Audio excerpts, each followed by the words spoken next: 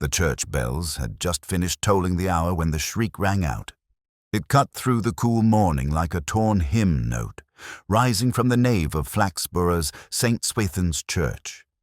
By the time half a dozen heads had turned from polishing brass and arranging flowers for the harvest festival, Mrs. Weatherby was standing frozen at the base of the choir stalls, her wicker basket rolling away across the flagstones. There, slumped in the narrow wooden pew meant for the altos, sat the unmistakably lifeless figure of a man in a dark suit. His head was tilted unnaturally, as though in a grim parody of the posture of prayer, and one of his polished shoes protruded awkwardly into the aisle. For a few suspended seconds, the silence seemed worse than the scream. Then whispers began, tentative at first, swelling into scandal. "He was alive yesterday. I saw him leaving the post office," muttered the newsagent's wife. "Well, I heard he owed money at the club," said the fishmonger, tugging at his apron. "They say he was seen quarrelling with the organist last week," whispered the church verger, wringing his hands. "Rubbish. He had enemies enough on the council," barked a retired older man. "Oh, nonsense. It's probably his heart," added the greengrocer's wife, with the air of a final word. By the time Inspector Purbright and Sergeant Love arrived, summoned from their morning tea by a trembling curate, the nave was filled not only with the smell of lilies and hymn books, but with layers of contradiction thick enough to be cut. The corpse in the choir stall had already become, in the span of 15 minutes, half a dozen different stories. Purbright stood for a moment at the threshold, taking in the scene. The harvest festival banners drooped from the stone arches, painted ears of corn and purple grapes smiling inanely above the stillness of death. A dozen curious faces leaned from the pews, while Mrs. Weatherby was being fanned with a folded parish newsletter by two of her friends. "Best clear them out, love," Purbright said mildly. His voice carried a tone of quiet inevitability, and somehow the crowd obeyed without protest. Soon the echo of their murmurs faded, leaving the inspector and his sergeant with only the faint rustle of the banners above and the stillness of the body below. Purbright bent slightly, hands folded behind his back. His eyes traveled not over the face, which was waxen and already losing its humanity, but to the details surrounding it. A hymn book lay splayed on the bench beside the man's hand. Only it was upside down, as though it had been placed carelessly rather than dropped. A small paper slip protruded from the middle, a marker for hymn number 342. The board above the pulpit, however, announced hymn numbers 46, 102, and 227. The discrepancy hung in the air, faint but nagging. Love hovered nearby. "Looks peaceful enough, sir. Maybe he just passed away." Purbright's lips curved faintly, though not in amusement.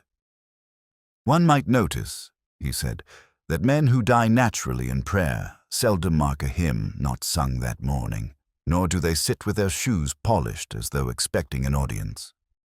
He straightened, eyes drawn toward the side aisle. "Besides," he added softly, "the verger was quick enough to mention the quarrel with the organist. Almost rehearsed, wouldn't you say?" Love glanced at him, puzzled, but Purbright's expression gave nothing away.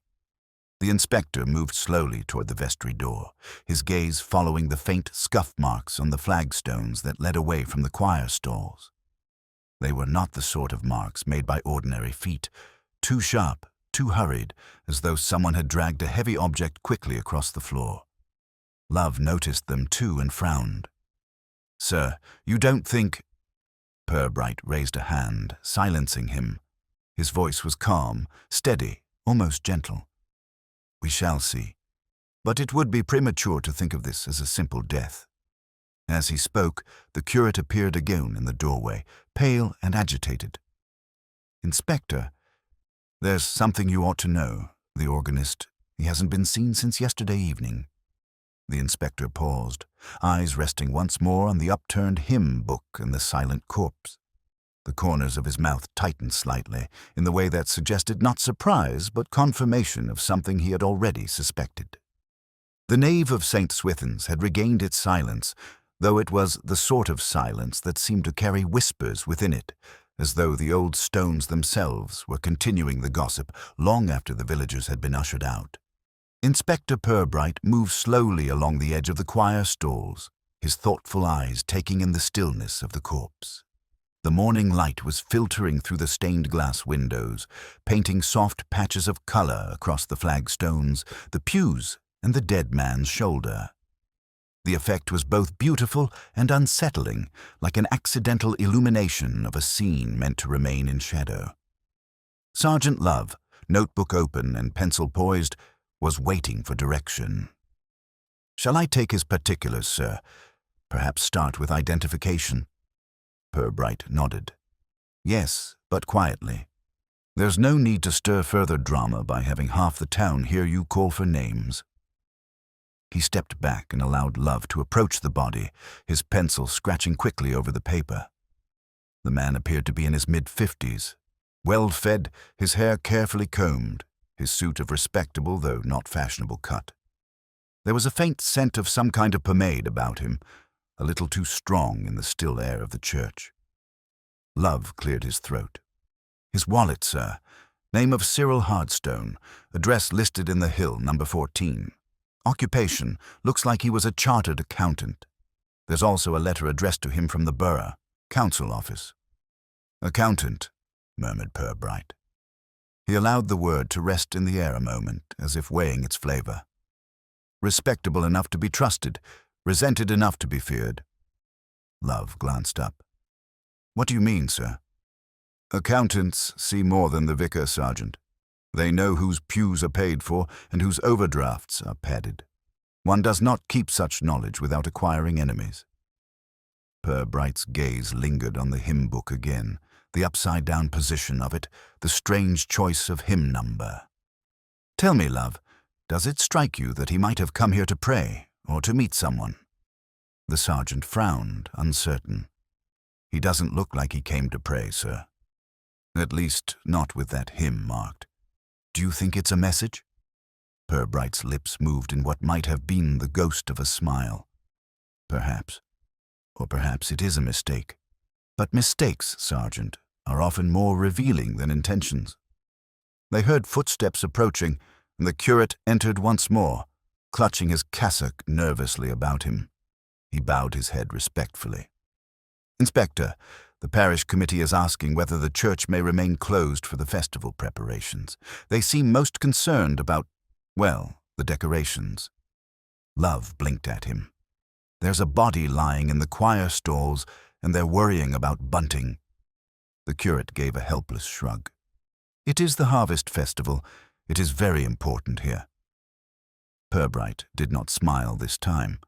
His expression was mild, but his eyes were sharp.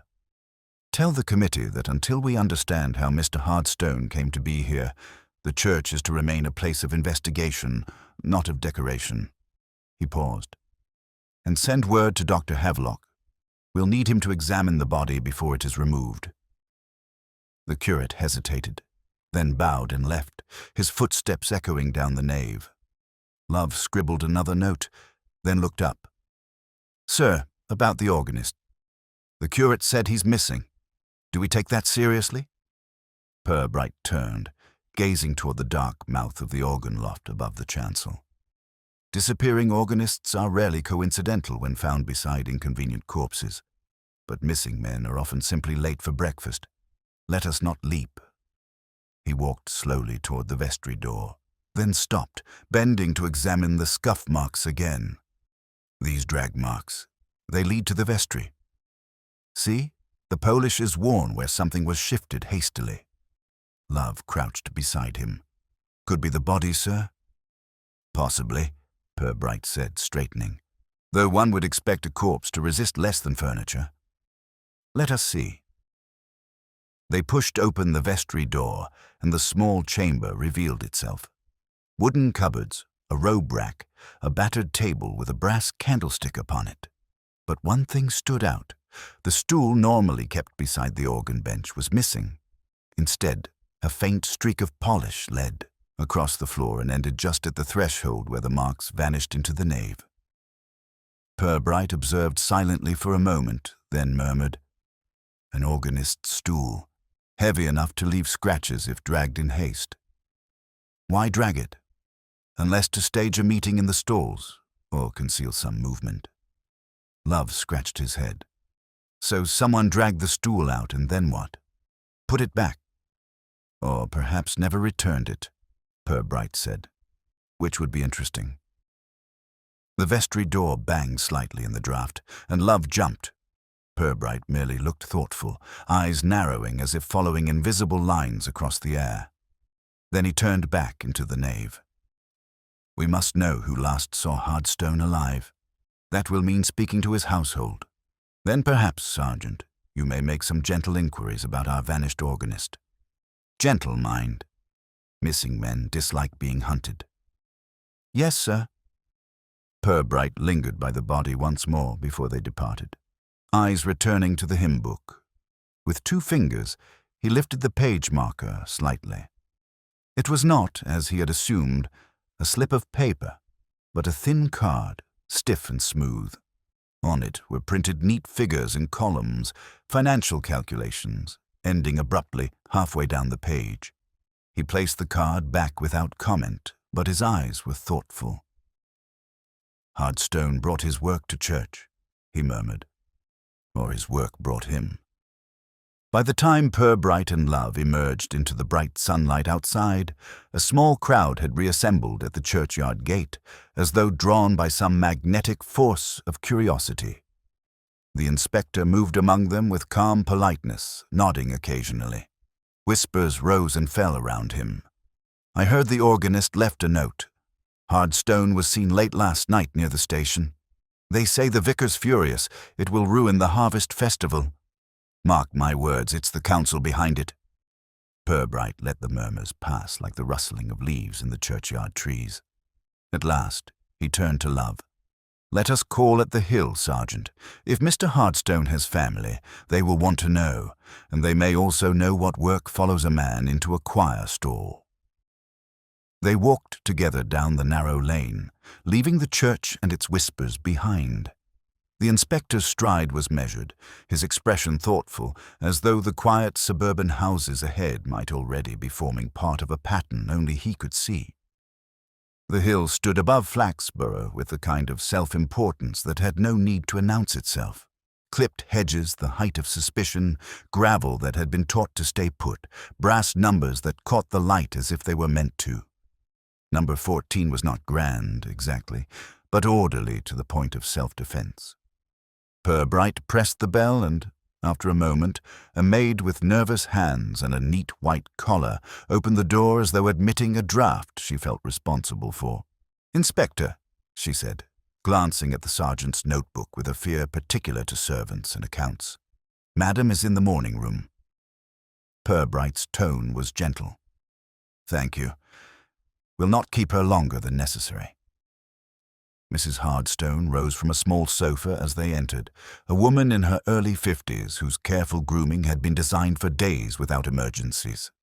Today it had been betrayed only slightly, a brooch not quite straight, a strand of hair refusing obedience.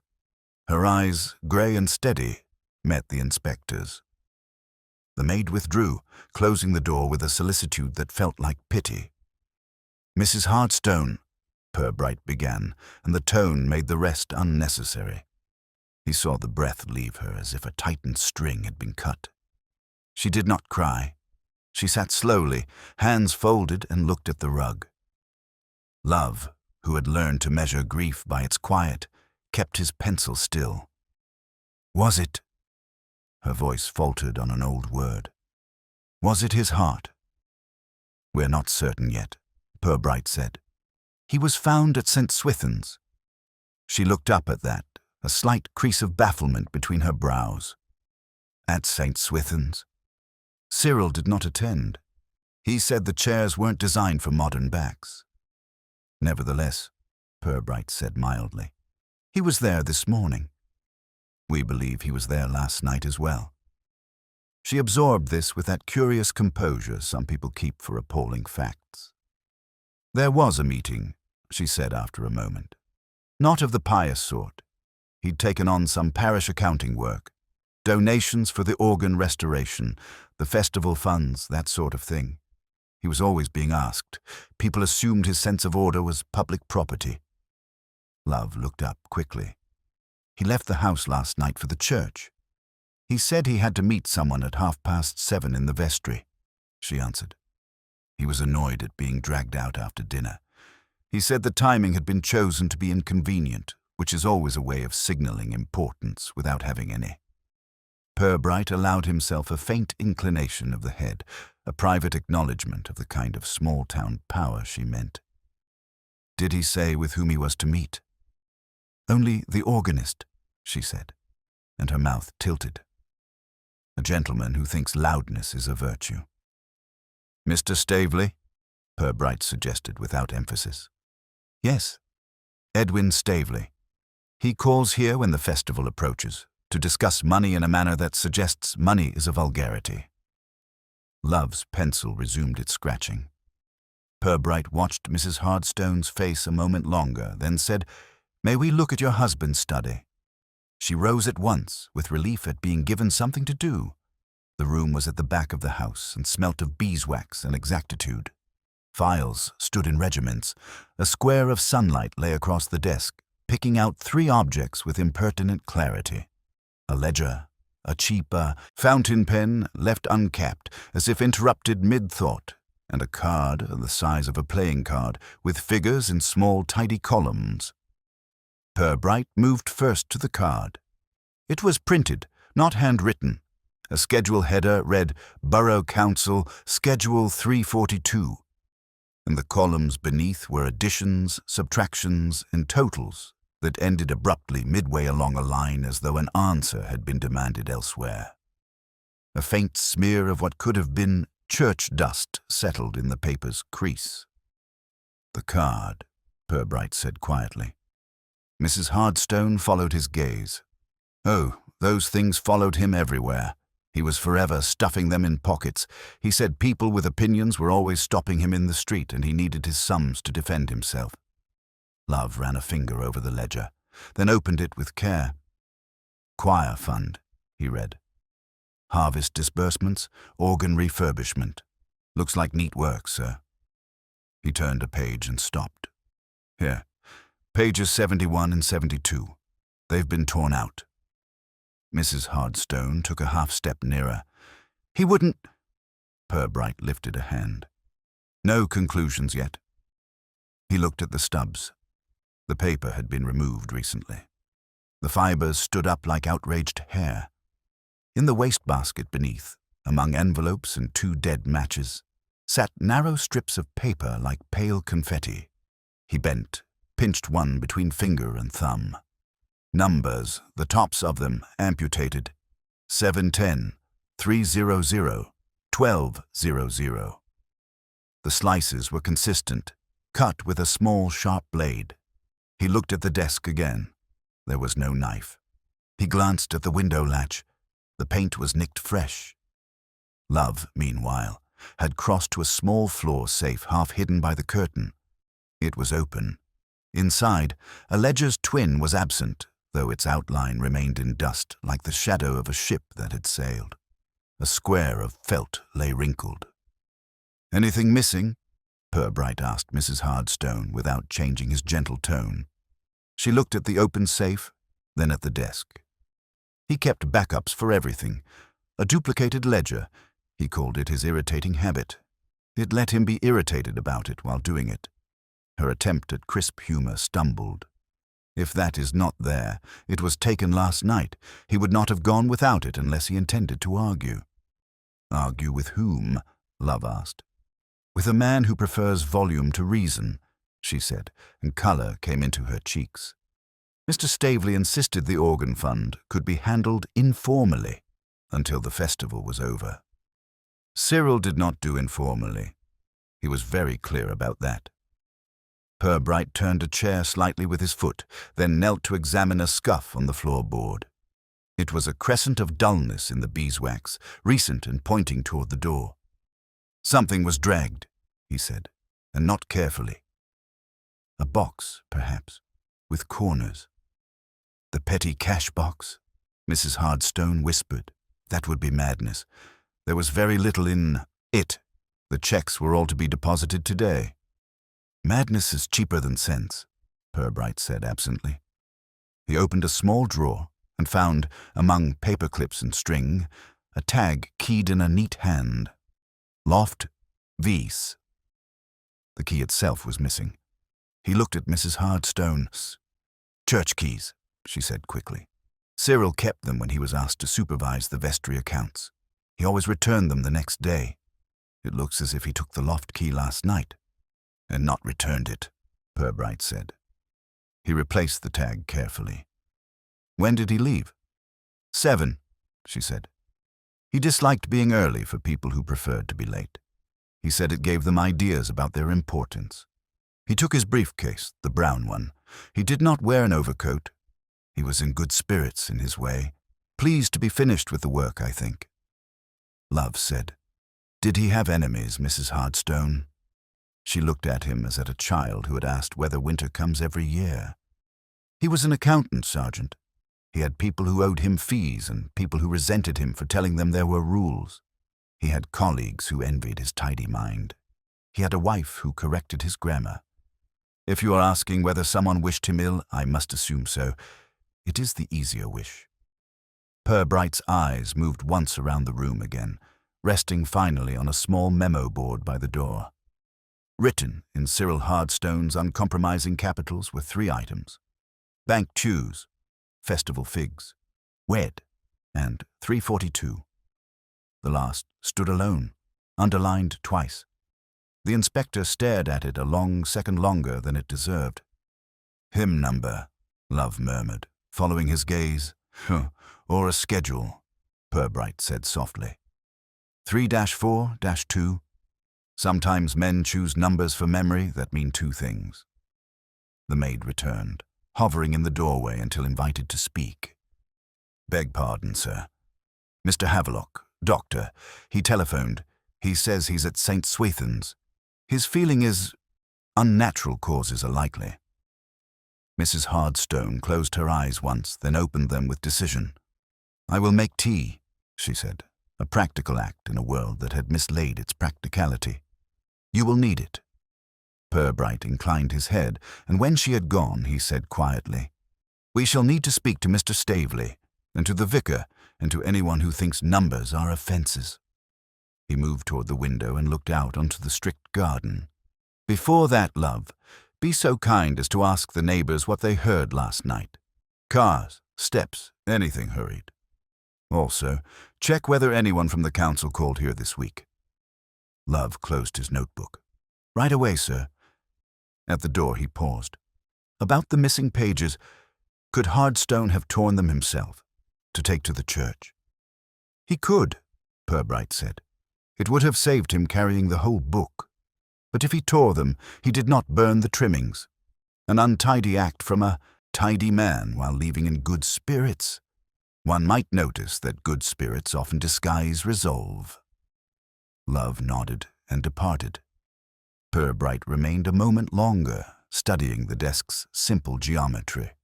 He lifted the uncapped pen.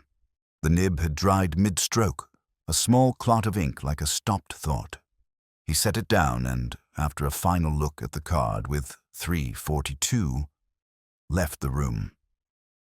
In the hall he met the maid again, carrying a tray that rattled the way trays do when truth is approaching. She glanced past him into the study.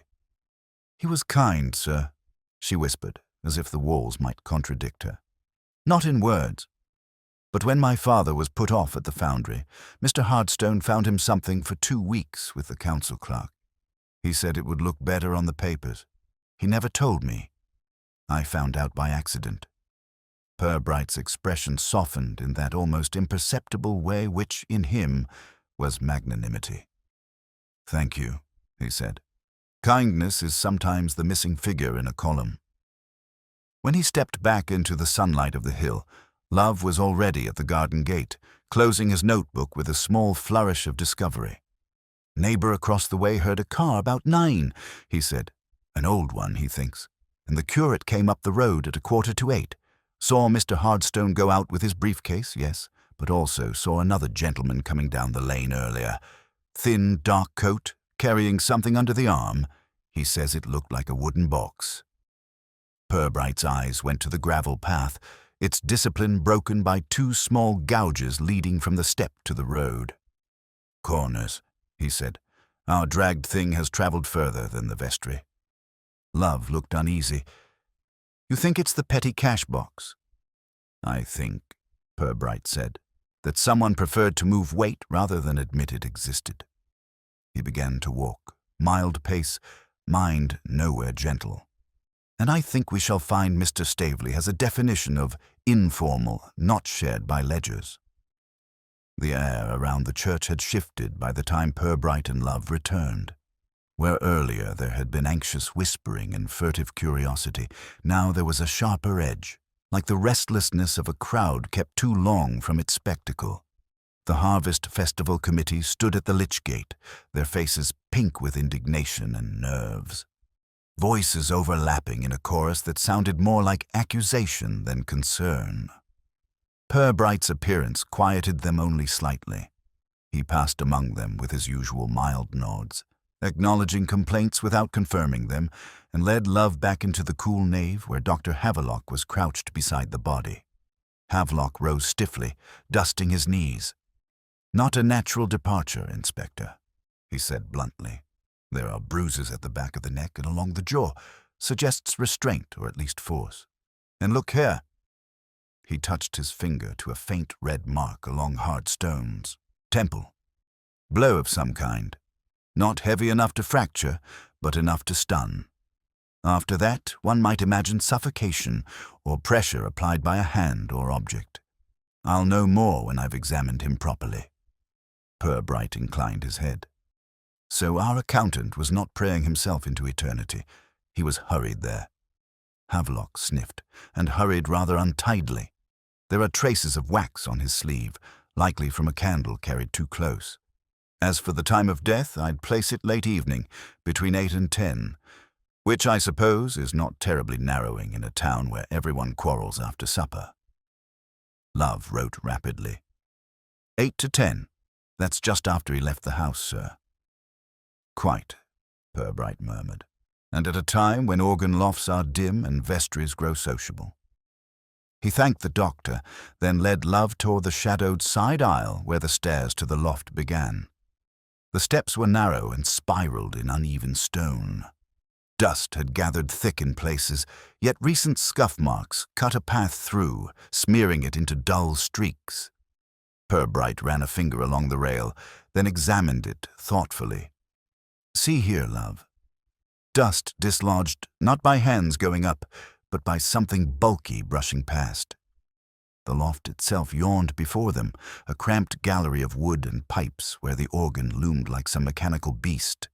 Its polished pipes caught the slant of afternoon light, gleaming with deceptive serenity. The bench was pushed slightly askew, and where the stool ought to have been, there was a blank square of darker flooring. Purbright looked at the absence as though it were as eloquent as a witness. "Staveley's stool," Love muttered, "dragged out just as we thought." On the bench, sheets of music lay scattered. Purbright picked one up, tilting his head. "Beethoven, misprinted, hardly hymnal. Mr. Staveley likes his chords grand." He set it down again. From beneath the bench, a corner of cloth protruded. He stooped, drew it forth, and held it up, a small handkerchief, crumpled and faintly scented with pomade. Not unlike the fragrance still lingering about hard stone. Love whistled softly. "Dropped in the scuffle, sir?" "Perhaps." Purbright tucked it carefully into an envelope. "Or placed. Evidence is often tidier than truth." They moved toward the small side window of the loft. It looked out over the churchyard, its latch slightly forced. A faint gouge marred the wood, recent and hurried. Purbright tapped it lightly. An exit. Quiet enough if one wished to avoid a door. He pushed the casement open and peered down. Below lay the narrow path that led to the vicarage garden. The grass was pressed in one place, the faint shape of a heel visible in the damp earth. As they descended again, the organ burst suddenly into sound, a booming chord that startled Love into almost tripping. But the keys were untouched. A boy, red-eared and awkward, stood by the bellows lever. He flushed under Purbright's gaze. "So sorry, sir. Mr. Staveley always has us try it before practice. Habit-like. I thought he might be here." Purbright's expression remained mild. "And when was he last here, lad?" "Yesterday evening, sir. Just before dark. He said he had a meeting. Asked me to make sure the loft was tidy. I left about 7, maybe later." "Did anyone else come?" The boy hesitated, eyes darting nervously. "A man in a dark coat. He carried a case. Didn't look at me. Went straight up. I thought it was Mr. Hardstone." Purbright inclined his head. "Thank you. That will be useful. Now do not speak of this to the others. Music has its own gossip. Let us not add to it." The boy fled, grateful for dismissal. Love muttered, "So Hardstone came here after all. That ties with his wife's story." "And Staveley expected him," Purbright said softly. "But expectation is not explanation." They returned to the nave, where the festival committee still loitered outside like a deputation waiting for calamity to be explained. Purbright paused, then decided to meet them where they stood. The group clustered around him. Mrs. Pargeter of the grocers, Mr. Langton of the council, Miss Vole, the indefatigable church decorator, all with questions masquerading as outrage. "This will quite ruin the festival," cried Mrs. Pargeter. "Visitors from 3 parishes. What will they say if they find the church barred by policemen?" "Who will collect for the organ fund now?" demanded Miss Vole. Mr. Hardstone was impossible, but he was precise. "And who will keep the accounts?" added Langton sourly. "Though between you and me, Inspector, perhaps his sums were not as immaculate as he liked to pretend." Purbright's gaze rested on him a moment, mild but unreadable. "We shall see," he said simply. "For now, I suggest you all give thought to what you saw or heard last evening. A man is dead. The festival, with respect, can wait." He moved past them, Love at his side. "Sir," the sergeant said in a low voice. That sounded almost like a warning. "Not a warning," Purbright murmured. "A reminder. Langton's bitterness is worth remembering." They had scarcely reached the road when a voice called after them. The curate hurried up, pale and agitated. "Inspector, please, you must come at once. There has been an incident in the council chamber." Purbright regarded him evenly. "An incident?" The curate nodded, his hands twisting. "During the committee meeting this afternoon, there was an outburst, shouting, threats and accusations about missing funds. Mr. Staveley stormed out. They say he overturned the collection box before leaving." Love's eyes widened. "That would be the petty cash, sir." Purbright's gaze was distant, the faintest tightening at the corners of his mouth. "So the first set piece of our little drama takes the stage." He turned toward the council offices at the end of the high street, his stride unhurried but purposeful. "Come along, Love. Choir stalls and organ lofts are seldom tidy places, but council chambers are worse." The sound of the curate's footsteps faded behind them as they walked, the echo of the church bell striking the 1/4 hour. Ahead, the high street buzzed with agitation, the ripple of gossip spreading like ink in water. Purbright's expression remained calm, but in his eyes a sharper light glimmered, as though the pattern was beginning to shape itself from the fragments of hymn numbers, scuffed stones, and now a public scandal spilling into daylight. The council chamber looked as though it had tried to have a meeting and had succeeded only in having a quarrel. The long table wore the aftermath like an untidy collar. Scattered agendas, 2 tumblers toppled and drying into rings, a spray of copper coins across the parquet as if someone had tried to make money dramatic. A wooden collection box lay on its side near the door, its little brass hasp bent back with a violence that exceeded its value. Miss Vole was fluttering at the window with a damp handkerchief. Mr. Langton stood squarely by the mantel as though he had been elected to the furniture. 3 lesser committee members practiced indignation in different keys.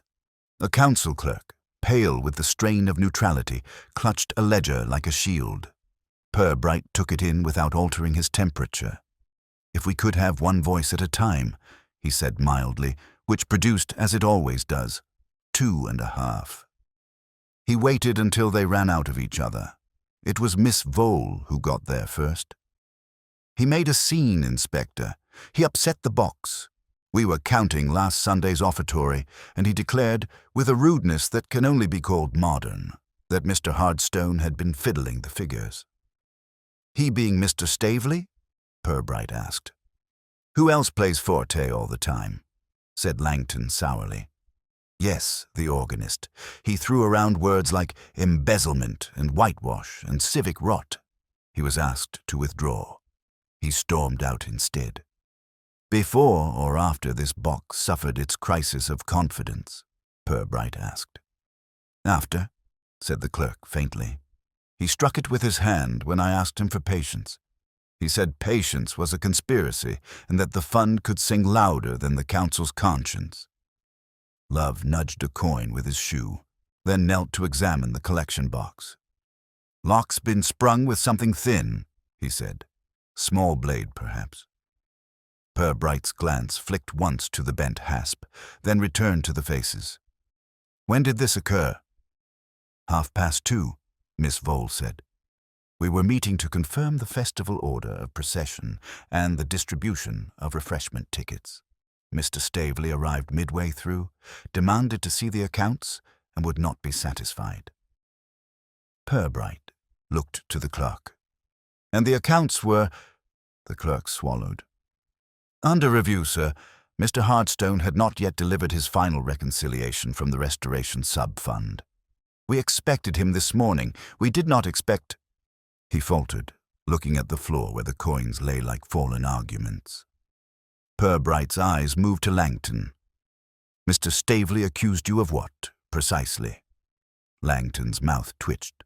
"Of preferring appearances to arithmetic." "And had Mr. Hardstone previously accused you of anything?" Purbright asked in the same even tone. Langton met his gaze with practiced, weary patience. "Mr. Hardstone accused in columns, Inspector. He did not waste words when he could add. He had concerns about transfers between the organ fund and the general festival account. We were waiting for his paper." "Schedule notation?" Purbright said almost idly. "Something like 342? Langton's pupils tightened a fraction. "That is an internal reference. I don't know how you came by it." He collected himself. "Item 3/42 is a standing code for inter-fund loans. Perfectly ordinary in small boroughs.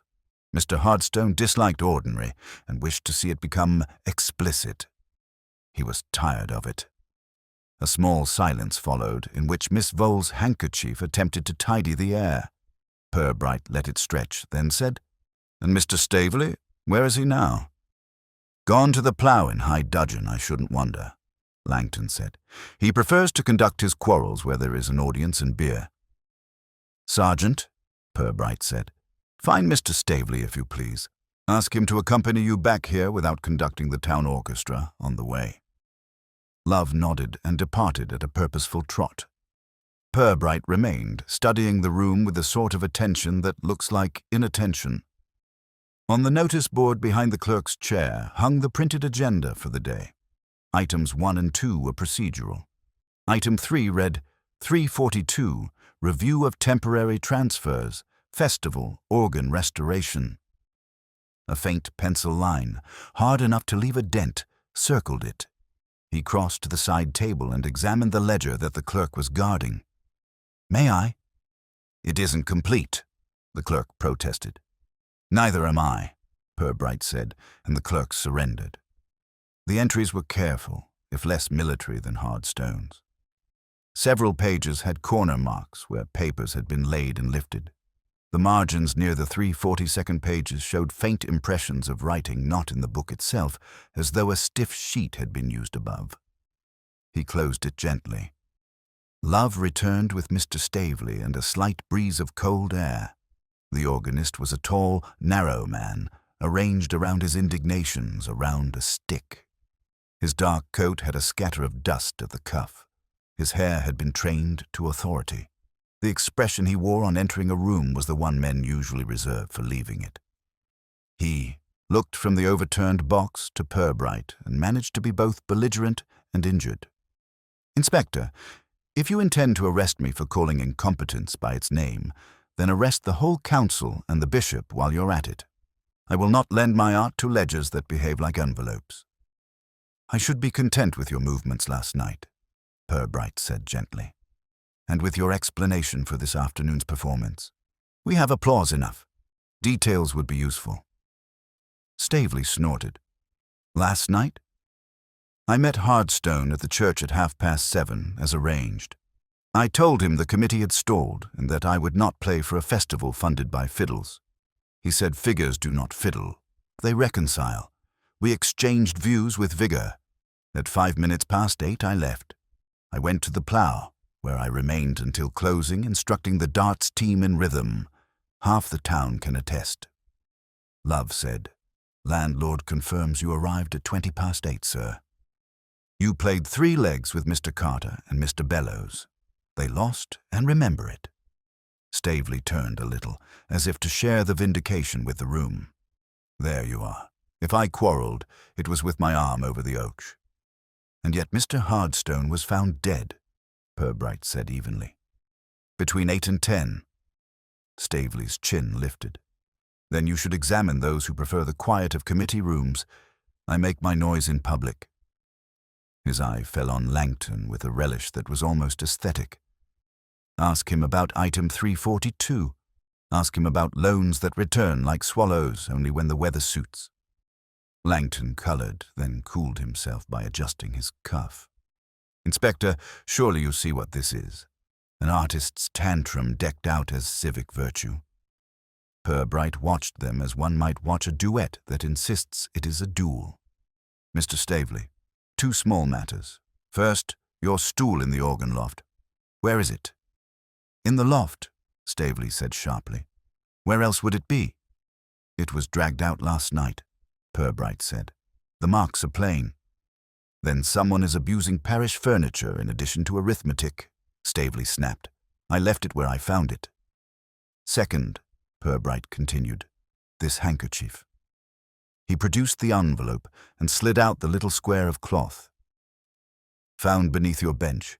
It carries a fragrance not unlike Mr. Hardstone's hairdressing. Is it yours?" Staveley looked at it with disdain. "I use no scent. Music makes its own atmosphere." "Then someone has been tidying after you untidily," Purbright said, and the faintest smile touched his mouth. "Sergeant, make a note to ask our choir boy whether any gentleman joined him after 7. Staveley folded his arms. "If you have done questioning me, I have a rehearsal. Death is vulgar, but it does not annul the Psalms." "One more thing," Purbright said. "Keys." He watched Staveley's face closely. "The church loft and vestry. Mr. Hardstone had a set last night. Do you?" "Of course," Staveley said, and produced from his pocket a ring with 2 brass keys and, after a pause, a third, an older iron key with a worn tag that read, in neat capitals, "Loft VS." Love's eyebrows climbed of their own accord. Staveley saw the reaction and bristled. "He left it on the bench," he said quickly. "I picked it up when he stormed out. I intended to return it this afternoon. If you ask the boy, he'll tell you." "We shall," Purbright said. He took the key, weighed it in his palm, then returned it with the courtesy men reserve for knives. "In the meantime, Mr. Staveley, do not leave the town without informing Sergeant Love, and do try not to overturn public boxes. They bruise easily." When Staveley had flung himself away as far as dignity allows, Love breathed out. "He's our man, sir. Row with the victim, presence at the scene, temper, a key he can't account for, and a public explosion over money. He could have done it before 8:20. "He could," Purbright said pleasantly.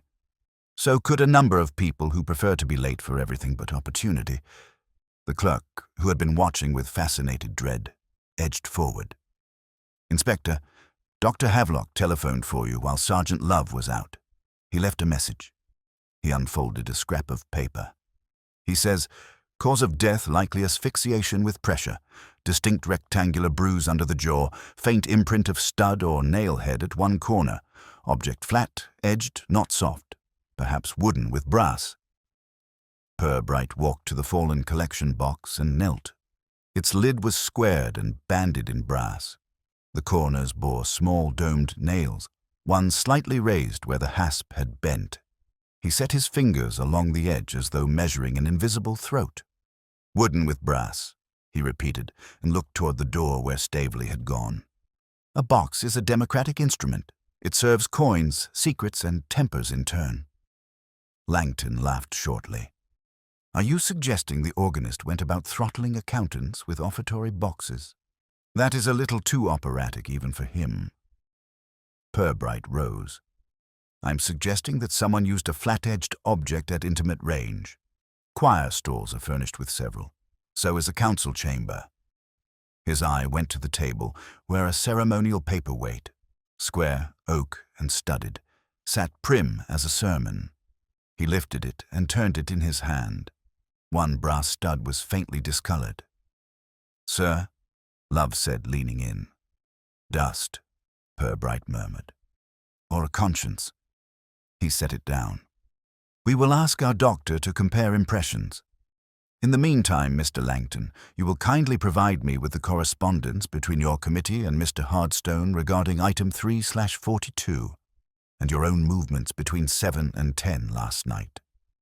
Langton's smile went formal. Naturally, I was at home after 8. My wife will confirm. Before that, I visited the church briefly to check the floral placements. Miss Vole was in attendance. Miss Vole nodded with a flutter that attempted to be firm. Mr. Langton did nothing so exciting as murder, Inspector. He approved chrysanthemums. Chrysanthemums have disappointed men into worse, Purbright said amiably. We shall not rely on flowers for alibis. Outside, the first festival bunting had begun to stir in a late breeze, triangles waking to their small duties. Purbright looked once more at the upset box, at the circle around 3/42 on the board, and at the door through which Stavely had gone. He had allowed the room to settle into its preferred story, that the loudest man is guilty because he is loud. But in his mind, a quieter figure moved with a wooden box under his arm and a schedule number in his pocket, choosing the moments when towns grow deaf. When Purbright and Love left the council chamber, the late afternoon light had thinned into the dull grey that comes before lamps are lit. The street outside hummed with talk, villagers gathering in knots, each certain of the organist's guilt or the council's corruption, or both. The sound followed the inspector and his sergeant as they walked toward the police station, the air carrying more theory than oxygen.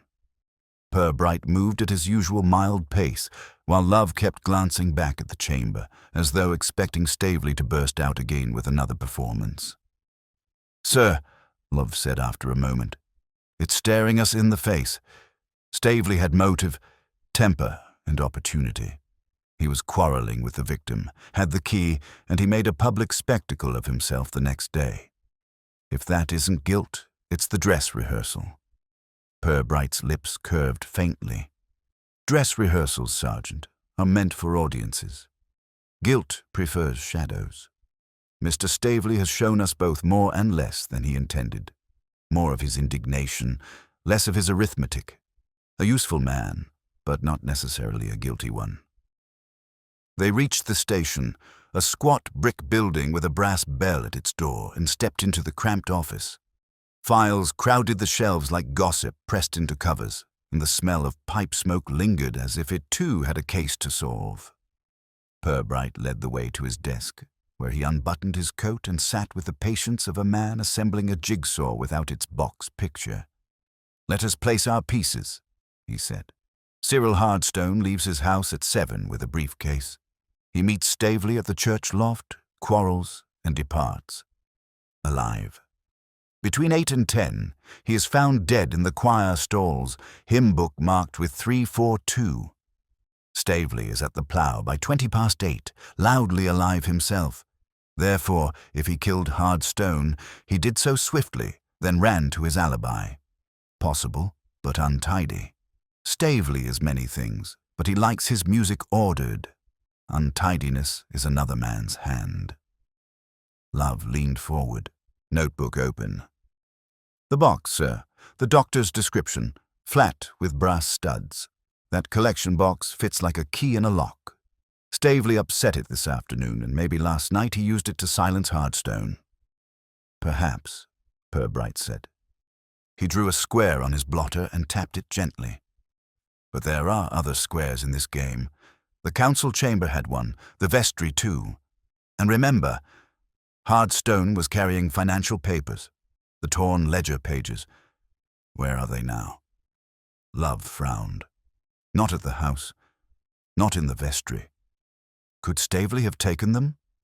He could, Purbright replied. But if so, why advertise a quarrel instead of hiding a victory? No, Sergeant. These pages are absent because someone needs them to remain so.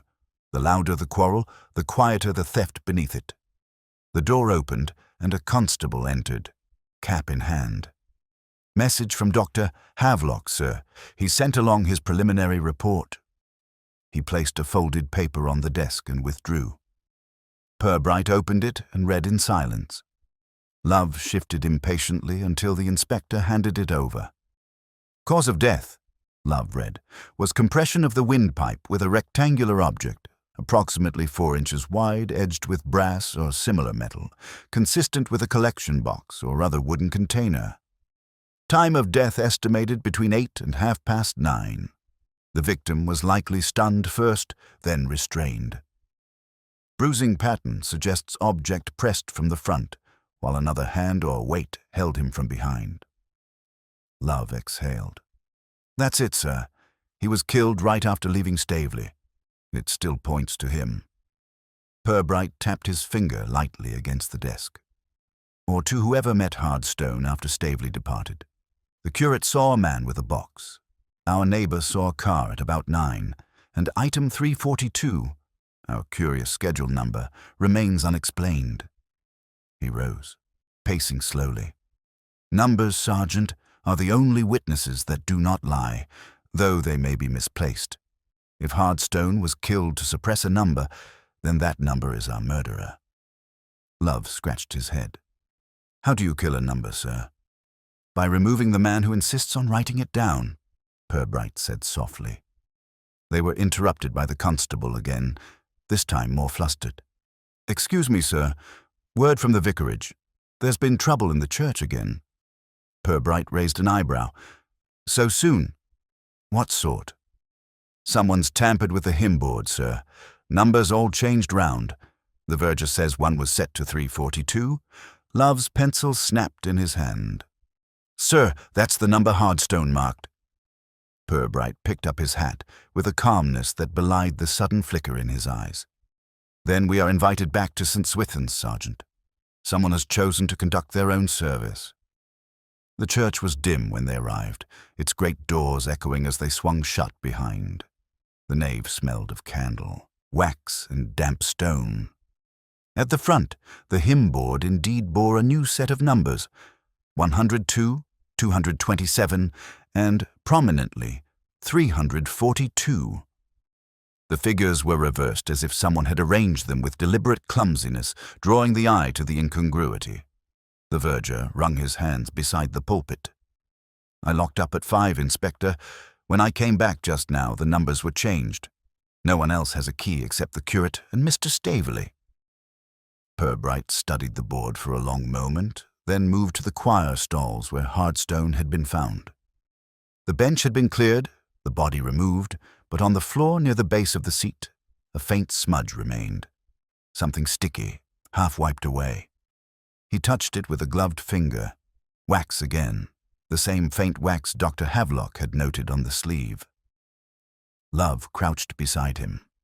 Sir, could the murderer be sending us a message? Repeating the number like that? Or concealing another? Purbright murmured. He straightened, gazing across the nave. Hymn 342 may be nothing more than a cover for Schedule 3/42. A convenient disguise. If someone wanted to draw us toward the choir stalls and away from ledgers, they would choose a number both pious and practical. Love glanced toward the vestry. And the missing pages, still unaccounted for. Indeed, Purbright said. He looked around the church, his eyes lingering on the loft, the vestry, the font. Then he turned to the verger. Who besides yourself and Mr. Staveley had access today? No one, sir, the man stammered. Only the curate, and he swore he never touched it. Purbright's gaze rested briefly on him, then he nodded. Very well. Lock the church again. And this time, see that the key remains where it should. As they left, Love asked quietly, You don't believe the verger, sir? I believe he believes himself, Purbright replied. But belief and truth seldom overlap exactly. They walked into the evening, lamps beginning to glow in shop windows. Purbright paused at the corner of the high street, eyes distant. The town is being played, Sergeant. First, a quarrel loud enough to hide a theft. Then a display at the hymn board to keep us looking at numbers painted on wood instead of numbers in books. Whoever is writing this score understands audiences, but audiences are not juries. Eventually, truth must take the stage. Love said nothing, but he glanced back toward the dark spire of St. Swithin's, uneasy in the growing dusk. They reached St. Swithin's as the high street lamps blinked on. Miss Vole waited at the porch with the authority of a woman who had survived 6 rectors. We must rehearse, Inspector. Boys forget if they are not reminded, and the men forget even when they are. The curate hovered. A dozen choristers shifted like birds on a wire. Purbright took in the impatience and the civic momentum that pushes festivals over obstacles. Very well. Rehearse. But no one touches the hymn board, the vestry cupboards, or the loft window without first touching their conscience. Sergeant Love and I will observe. Candles lifted the nave. Pews scraped. The smell of polish rose with the rustle of music. Staveley took the bench and rapped a short rhythm. He drew stops, pressed a testing chord, and frowned. The note came thick, like sound forced through cloth. Who's been stuffing dust where it doesn't belong? He demanded. He tried again. The same suffocated tone answered. He slid the bench aside and reached into the low pipe mouth. His arm disappeared to the elbow. When it re-emerged, it brought a tight scroll grayed with dust. Miss Vole gave a gratifying cry. Staveley held the scroll at arm's length. Some idiot's program, he said. May I? Said Purbright, accepting it with the calm of a man taking a lit candle. He eased it open on the choir rail. Within the grime, the pages were clean, the ink precise. The headers were enough. Choir fund, inter-fund transfers, pages 71 to 72. Love bent beside him. The missing leaves, sir. They are that, Purbright said. Near the foot of the first page, a neat annotation in Hardstone's capitals read, 342, temporary, authorized A. Langton, return due 29th, no return. Beside it, in pencil, further pressure requested, hospitality declined. On the margin of the second page, a narrow smear of wax made a translucent island over 3 figures. Langton, who had been practicing indifference 2 pews back, stepped forward. These are internal workings, he said sharply. They have no business in a pipe. No, Purbright agreed mildly. They have business in a book. Yet here we are. He ran a finger along the dustband. Rolled recently, he murmured to Love. No oil from keys. Place to be found tonight. Because the organ must be played, Love said. Just so. Purbright beckoned the verger. The offertory box by the side door. Bring it here. The man returned with a small oak chest, brass-cornered, the sort visitors drop coins into from a guilty height. One corner was oddly bare. Purbright touched it, then crouched, running a thumb across the flagstone beneath the stall where hardstone had been found. Something clicked under his nail. He lifted a brass stud head, dulled by age and newly liberated. "Missing from your box," he said, fitting it to the vacancy. It married with neat gilt. Dr. Havelock described a rectangular bruise with a nail at one edge. If the nail was loose, it might detach. Here. A hush followed that was not awe, but recognition. Staveley's jaw tightened. Miss Vole's fingers found her brooch. Langton did not move, which argues familiarity with church furniture and a confidence about keys. Purbright went on, eyes travelling to the curate, the verger, Staveley, and only then to Langton. It also suggests the killing occurred among these stalls. The curate swallowed. "Inspector, I locked—" "Yes," Purbright said, "and someone unlocked." He slid the pages into an envelope. "For now, Mr. Langton, you will accompany Sergeant Love to the station and provide a full account of item 3/42 Langton's composure cracked with a brittle sound." "Inspector, you cannot possibly think—" "I try not to think," Purbright replied, "until numbers insist." A thud interrupted him. A chorister, curious beyond prudence, had edged onto the organ stool while Staveley stood back. The seat tilted. From the gap beneath slid a narrow wooden slat, no more than a lid from a portable box, tumbling onto the stone with a noise louder than its size. Purbright stooped. Oak, brass-banded corners. The underside bore a smear of grease with a faint barber-shop scent. "Pomade," Love said, "like hard stones." "Or like the handkerchief beneath Mr. Staveley's bench," Purbright murmured, not looking at the organist, but seeing the stiffening. He held the slat against the offertory chest. It did not fit. "Another box," he said. "Smaller, mobile. The petty cash, perhaps." Before anyone could answer, the church door banged and a constable entered at a half-run, cap askew. "Inspector, fire at the council offices. Records room." Miss Vole gave a second cry. Langton, for the first time that evening, moved with speed. Purbright's hand on his sleeve was light but unarguable. "With me, Mr. Langton," he said. "Sergeant, secure the pages. Mr. Staveley, be available to the Church of England and to me." Outside, the air tasted of smoke. At the council building, a glow flickered in upper windows, smoke pushing out as if offended by confinement. Volunteers formed a bucket line from the pump. Water travelled hand to hand with the gloomy industry small towns bring to other people's disasters.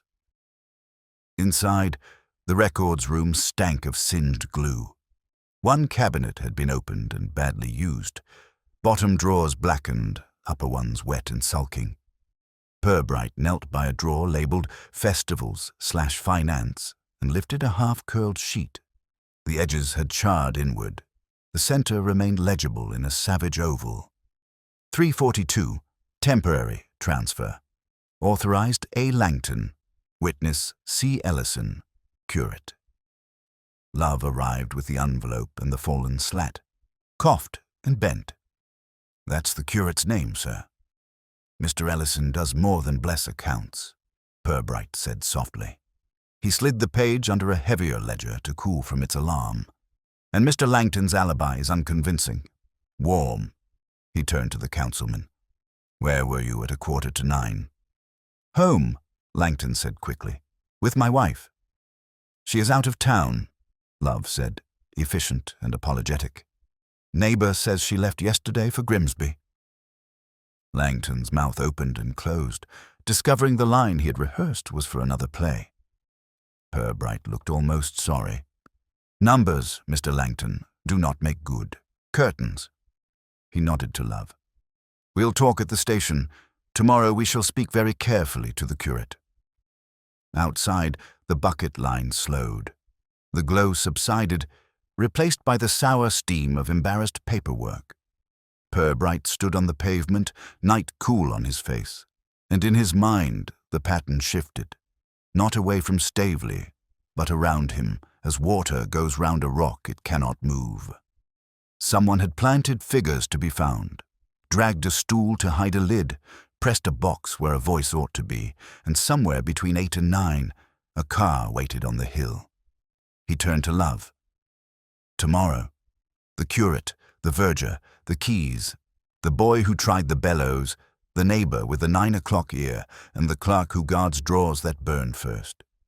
He glanced at the dark spire. In a town of hymns and minutes, he added mildly, the only reliable melody is motive. Morning laid a pale square on the police station floor, and with it came coffee, the newspaper's late indignation, and Mr. Langton's early fatigue. He had spent the night in a room furnished with a chair and his thoughts. When Purbright entered, Langton stood with the stiffness of a man who will be polite, even to disaster. "Sleep?" Purbright asked mildly. "Enough to remember my innocence," Langton said, then winced at the sound of it. "We shall help you remember facts," Purbright replied. Item 3/42, temporary transfers between the festival account and the organ restoration fund. You authorized it. The curate witnessed. Mr. Hardstone objected. "Why?" Langton breathed through his nose, the way patients do before a tooth.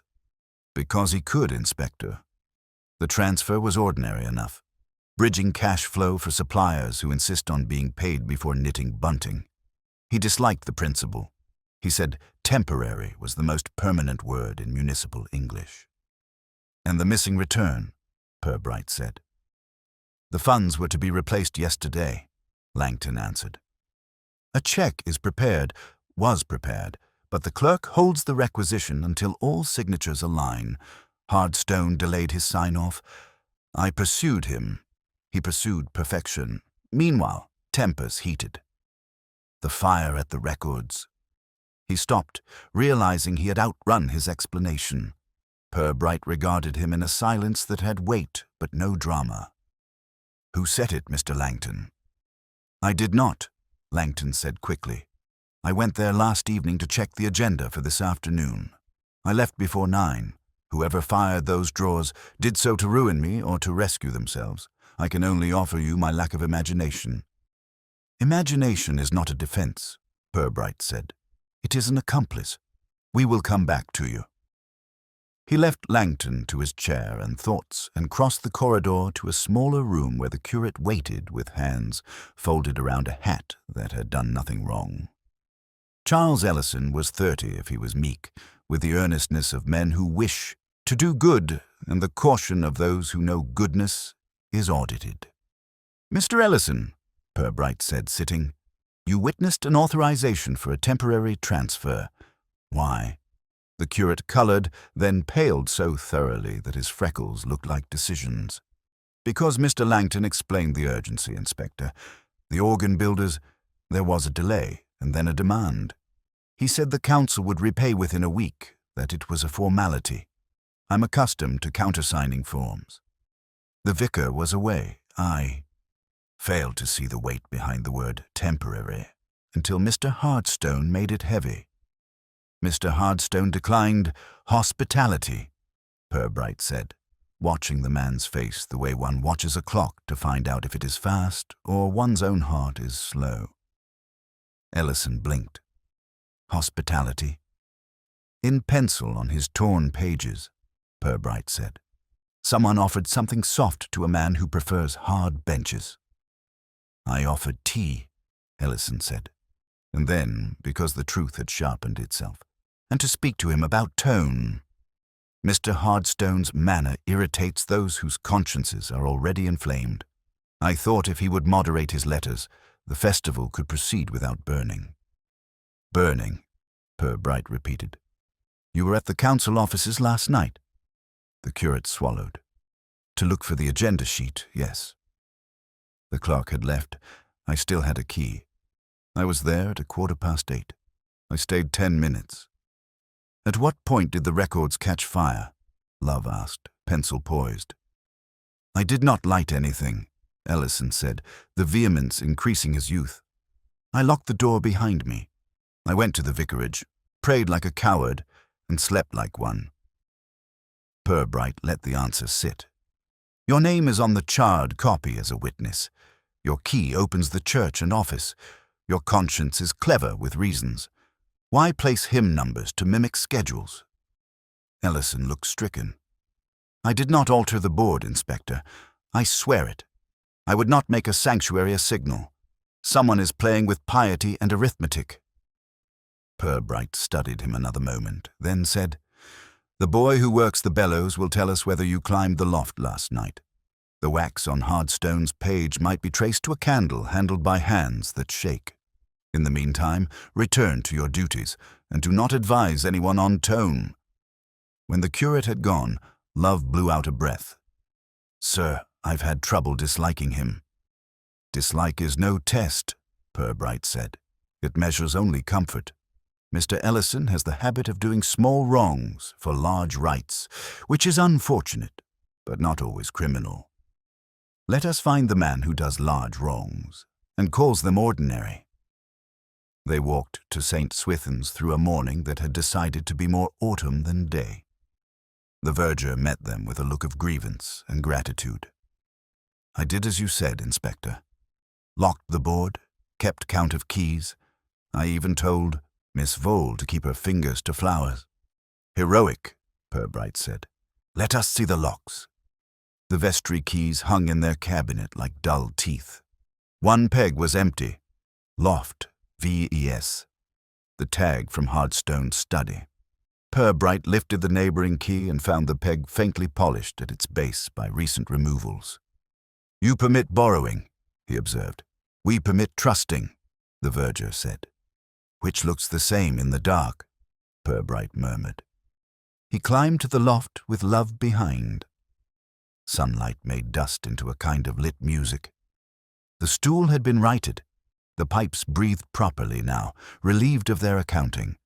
On the bench, an envelope lay with the humility of things that wish to be ignored. Purbright turned it over. No name, a smear of pomade at the corner. Inside were 3 10-shilling notes and a slip cut from a ledger bottom that read simply, "Petty cash, return 29th. An apology, Love said, or a trophy. "Or a stage direction," Purbright said. "One might notice that confessions left for policemen are rarely true, only helpful." At the vicarage, the housekeeper confirmed the curate's return the previous night, flustered and speaking of chairs that are not designed for modern consciences. Purbright stood at the back door and looked across the garden to the church. The loft window from here was a square of pale glass behind branches. A man could exit there and be in the hedges within 5 steps. He could carry a small box without being hurt. "Sir," Love said, "if Langton tried to burn records to hide the transfer, why stuff the torn pages where they'd be found?" "That exposes him." "It exposes something," Purbright said, "but perhaps not him. Suppose an industrious person rescues just enough to prove what they want proved while destroying what they cannot explain. Suppose our unknown prefers the curate and Staveley to be quarrelling with numbers while he rearranges money like hymnals. Then the pages serve as arrows. They point one way, so we do not look another." "Another where?" Love asked. "Toward the clerk who kept a ledger that had impressions of a paper laid upon it," Purbright said. "Toward a petty cash box whose lid is lost in the organ stool carries pomade, not a candle. Toward a neighbor's 9 o'clock car." They crossed the hill again.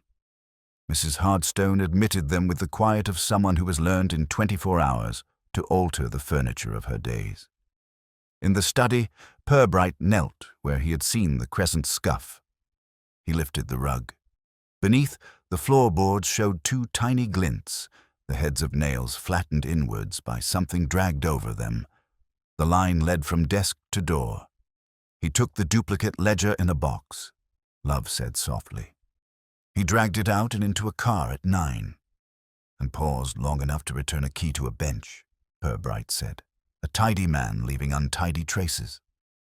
Mrs. Hardstone watched them. "Inspector, I found this in the pocket of Cyril's old gardening coat. It does not belong to him." She held out a little brass stud head, twin to the one in Purbright's pocket. "I swept the porch earlier. It rolled from the step. Perhaps it is nothing." Purbright weighed it. "In Flaxborough," he said, "nothing is the weight things used to feel important." He thanked her and left. In the high street, the clerk was at his post, paler than a count's permit. He flinched when Purbright entered, then arranged his anxiety into bureaucratic shape. "Inspector, the fire. Dreadfully unfortunate." "Ungenerous of Flames to be so specific," Purbright said. He laid the charge sheet on the counter beside the intact ledger. "Tell me why the pages with 342nd were in that drawer and not here." The clerk faltered. "Mr. Hardstone asked for them last week. He wished to compare hand with hand." "And whose hand?" Purbright asked gently. "Mine," the clerk said too quickly. "Yours," Purbright repeated, as if considering it kindly. The pencil on the page from the pipe was not Hardstone's. He did not use a soft pencil, nor does Mr. Langton. "It will be yours." He closed the ledger softly.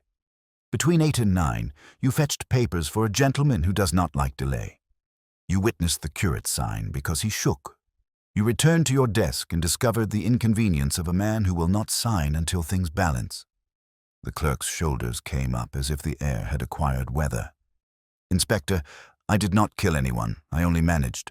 There was to be repayment. Mr. Langton pressed. Mr. Staveley threatened. People looked to a clerk to make things neat. I put the pages where they would be found because truth needs help in a town with a festival." "Did you light the records?" Love asked. The clerk shook his head violently. "Number I am frightened of matches. I only left the drawer ajar for someone else to do their courage. And I heard steps, a light coat, the smell of the barbers. I hid behind the safe and prayed in the wrong direction." "Pomade," Purbright murmured. "And a light coat. Not Langton's, not Staveley's habit. A man who likes to be well arranged." He left the clerk sweating into propriety and stepped back into the street. Love walked at his shoulder, restless. "Sir, are you going to arrest Langton?" "Sooner or later," Purbright said. "Someone will arrest himself. Our business is to provide him with a mirror." He looked toward the plough, where a familiar, narrow figure was arguing about Tempe before noon. Then his gaze shifted to the barber's pole turning with municipal patience. "One might notice," he said, "that men who scent their hair like conclusions often carry boxes that require fewer receipts." The barber's pole turned with municipal patience, red spiraling over white as though practicing for bunting. Purbright paused outside the window a moment, watching a man submit his head to tidiness, then pushed the door with 2 fingers. The shop smelled faintly of talc and ambitions. Mr. Fenwick, who had been trimming a fringe with the gravity of a notary, set down his scissors and summoned a smile respectful of rank and hair. "Inspector," he said, "a little off the top of Flaxborough." "Only questions," Purbright replied. "A particular pomade. Sharp, a barber-shop scent with a sweet finish. Who wears it that you would remember?" Fenwick's pride, which was professional, stirred. "You mean the Continental?" "No, 3 from Leeds. I keep a jar for gentlemen who believe the wind is personal. 3 regulars, Mr. Hardstone, peace to him, Mr. Langton when he expects to be photographed, and Mr. Dibb the clerk, who has hair that goes where it's told only if bribed." "Dibb?" Love repeated, pleased to have a name on a smell. "He was in last night." "Not last night," Fenwick said, frowning into his recollection. "The day before. Mr. Langton had a touch-up at 4 yesterday. Hardstone bought a fresh tin last week. Mr. Dibb called for a dab this morning. Said there'd been smoke in his cupboard." "Honesty in small quantities," Purbright murmured. "Thank you." They stepped back into the street and were immediately collected by Miss Vole, who appeared from behind a pyramid of cabbages like a necessary pronouncement. "Inspector, you will attend the prize rehearsal? It cannot proceed with a scandal sitting on the dais like a councillor. We must demonstrate order, or the public will prefer excitement." Purbright thought that the public very often paid for both. "As you wish, Miss Vole." "Rehearse," we shall not applaud. The market square had put on its trial clothes. Children swung paper sheaves, bakers' loaves posed like architecture.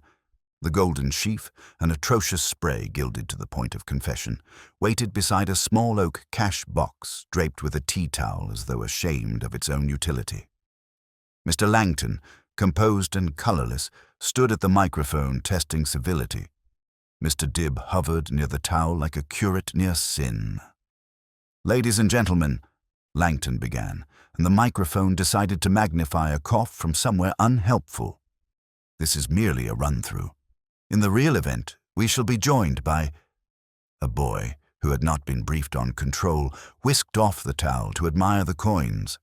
The box was of oak with brass corners, but lidless, its mouth an awkward square with screw holes at each corner where a lid once lived.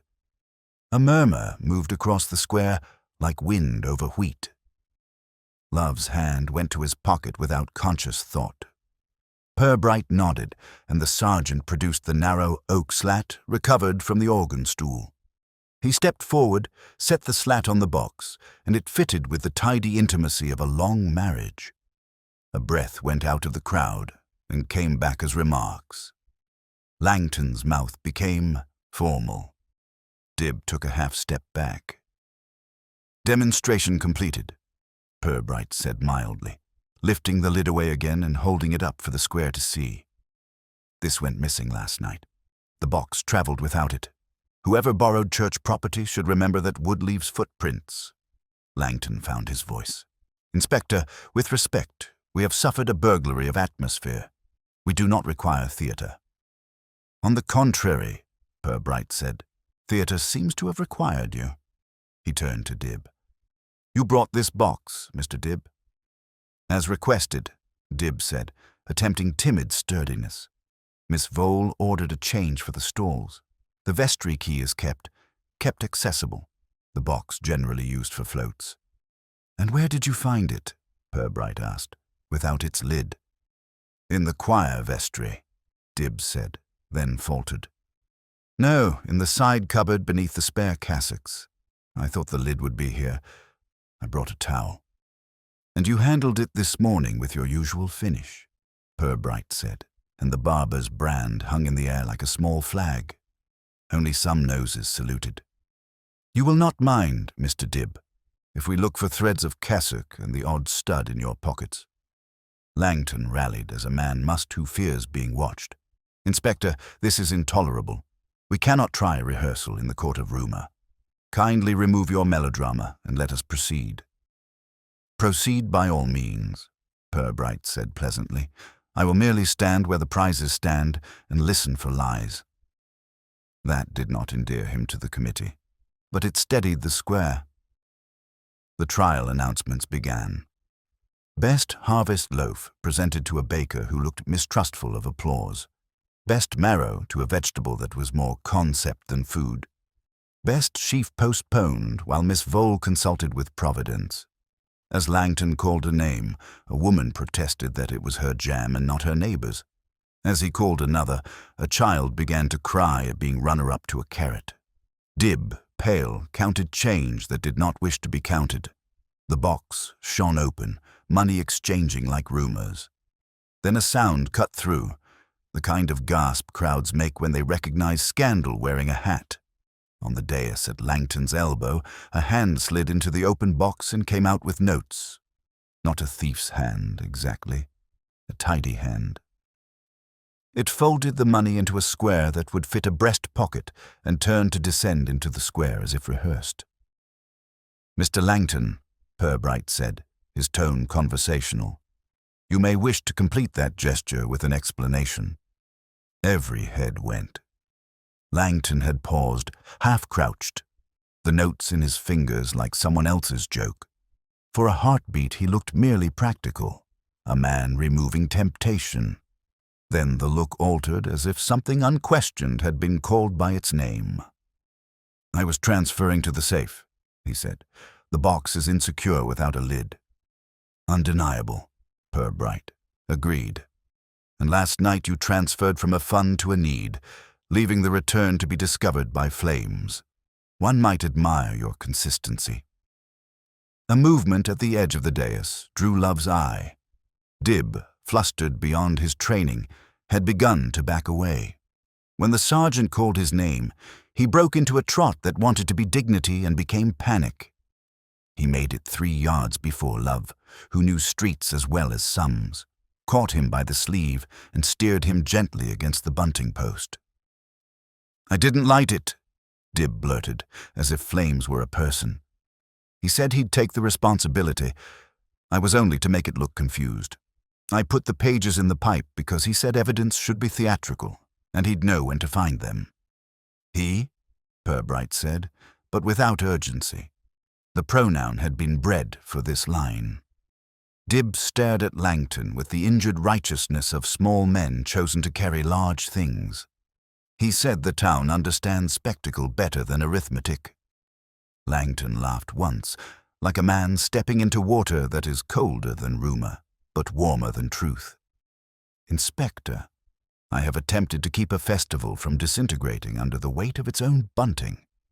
If Mr. Dib chose to anticipate my prerogatives—" Purbright glanced toward the edge of the square, where a boy held up something he had found dropped near the dais. It was a key ring, with 2 brass church keys and an older iron one with a bent tag. The boy looked surprised to be holding a plot. Purbright took it, turned the tag. Loft, VS, corrected in a different hand, to loft, Ves, spare. "Spare," he said gently, "which explains why our verger's pegs were empty but innocent. Mr. Langton, when you borrow sanctity, do you also borrow little corrections?" Langton stood very straight. "Inspector, if you intend to accuse me, do so in sentences. If you intend to run the festival, take the microphone." "I intend only to ask one more question," Purbright said. He lifted the petty cash lid again and showed its underside to the front row of the crowd, where Miss Vole's chrysanthemums had earlier donated yellow to the morning. Pressed into the oak where a hand might grip, a ring of pollen had fixed, caught in a varnished tackiness that would outlast scandal. "Who handled this after leaving the church and before appearing in the council chamber?" he asked the square. "Who inspected flowers and approved them with a hand that a moment later pressed wood to a man's jaw?" The crowd's silence developed a shape. Miss Vole, who did not do fainting, sat down abruptly. Langton's composure negotiated with his face and lost. Dib whispered, loud enough to be local history. "He told me to say I carried it. He said clergy hands shake." Purbright let the murmur thicken, then thinned it with a voice that was merely courteous. "Mr. Langton, you will accompany Sergeant Love to the station. We shall compare, Doctor. Havelock's bruise measurements to this lid, the pollen to your cuff, and the grease to your pocket. If they do not conspire, we will apologize in writing." Langton looked out over the square and saw there what men see who have always preferred committees to crowds, the relief of people who have been given back their story. He lifted his chin, placed the notes back into the box with almost exaggerated care, and nodded to Love as though agreeing to attend a meeting he had not called. As they moved away, Miss Vole, returning to verticality, approached Purbright with irony at rigid attention. "If you have quite finished composing our opera, Inspector, may we dismiss the chorus?" "For today," Purbright said. "Tomorrow they may be required for the finale." He stood a moment longer, the lid in his hand, light as a proof. Somewhere beyond the square a bell sounded the quarter. In the faint breeze the barber's pole turned its small, repetitive truth. Love, at his shoulder, said softly, "Sir, is it him?"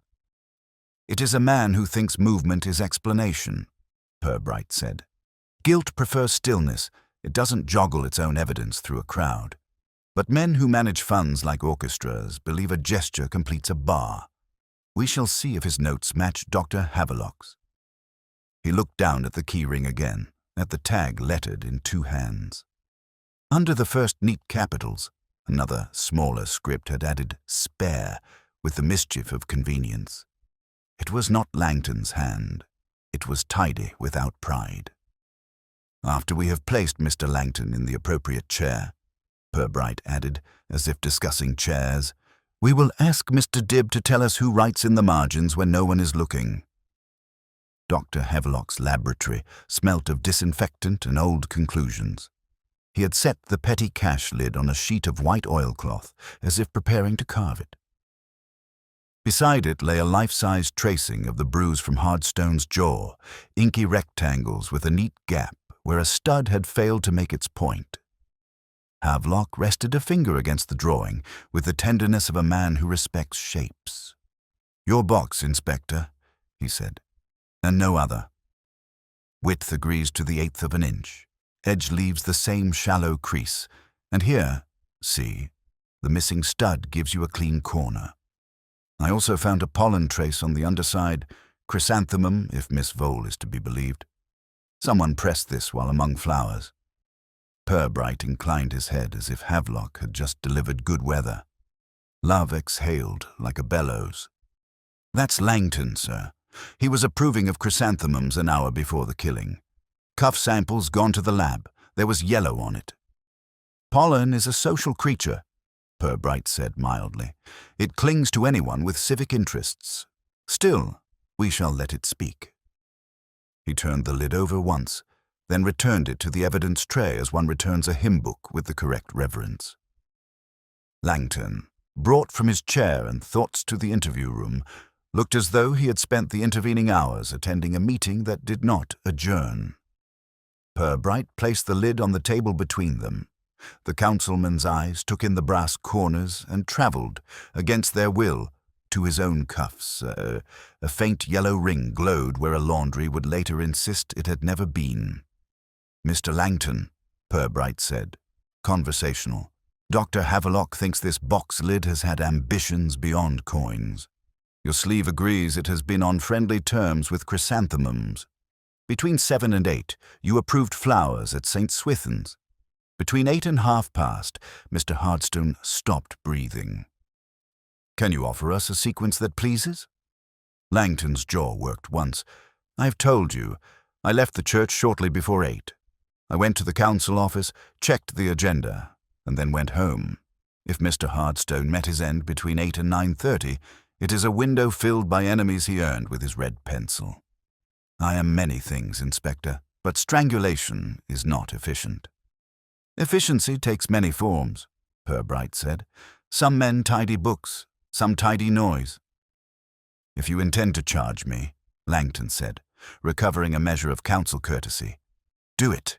If you intend only to arrange exhibits around me until I look like a display, I must ask for tea. You shall have both, Purbright said, rising. In the meantime, think carefully about your spare keys. They have handwriting. Love, in the corridor, produced the key ring found at the dais and a slip of paper. Constable fetched ink samples from the clerk's desk, sir. The spare on our tag matches his spare receipt entries. Loop on the R closes. Same tiny nick on the nib puts a dot under the P, and the pencil on the pipe pages. Havelock says it's the same soft lid Mr. Dibb favours. Kind, Purbright murmured. The margins are beginning to sign their work. They did not go directly for the clerk. The day had a habit of showing its hands while pretending to shuffle. Purbright sent Love to collect the neighbour from the hill who had heard the 9 o'clock car. He himself walked the corridor to the little charge room where Miss Vole, having heard there was progress, had presented herself uninvited to rehearse proprieties. I wish to tell you, she said as if the idea might flee, that Mr. Langton is a man who despises disorder in others and forgives it in himself. This is a vice I find almost human. But if you are determined to turn our festival into a cautionary tale, kindly do it before the opening hymn. Your timing is excellent, Purbright said. If our cautionary tale ends before evensong, will you make certain the choir does not mistake 342 for absolution? Miss Vole's nostrils declared she had never mistaken anything for absolution, and departed. Love returned with the neighbour, Mr. Tiller, a man built like a gatepost and nearly as expressive. He remembered the car. Old Morris. Stopped in front of Hardstone's at 9:05. Man lifted Summit Square out the house, box-like, then drove off down toward the river. Light coat, hair shiny. Number? Love asked foolishly, because policemen are taught to ask. 3, Tiller said, satisfied he had been helpful. The river, Purbright repeated softly, and in his mind saw a square wrapped in cassock cloth, a duplicate ledger, a petty cash lid separated from its body like a thought from its consequences. They went for Mr. Dibb at 2 minutes to 7, when clerks imagine they are already home by virtue of having closed their blotters. He was at his desk, hair obedient to its bribe, eyes to their custom. Purbright sat across from him and set down the key tag with "spare" on the wood between them, as Havelock had set down the lid. "Mr. Dibb," he said, friendly as weather, "how long have you been writing in other people's margins?" Dibb's gaze darted to the tag, and then to the door. "I was told to," he said quickly. "Mr. Langton said the verger mislays pegs. He said there must be a spare of something important in case of sermon. I made it neat. I always make things neat." "And last night at 9, Purbright said, "you made something move." "I did not go into the house," Dibb blurted. Purbright looked almost sorrowful. "Sir, no one asked." Dibb sat down as if he had been politely lowered. "I fetched the duplicate ledger from the study.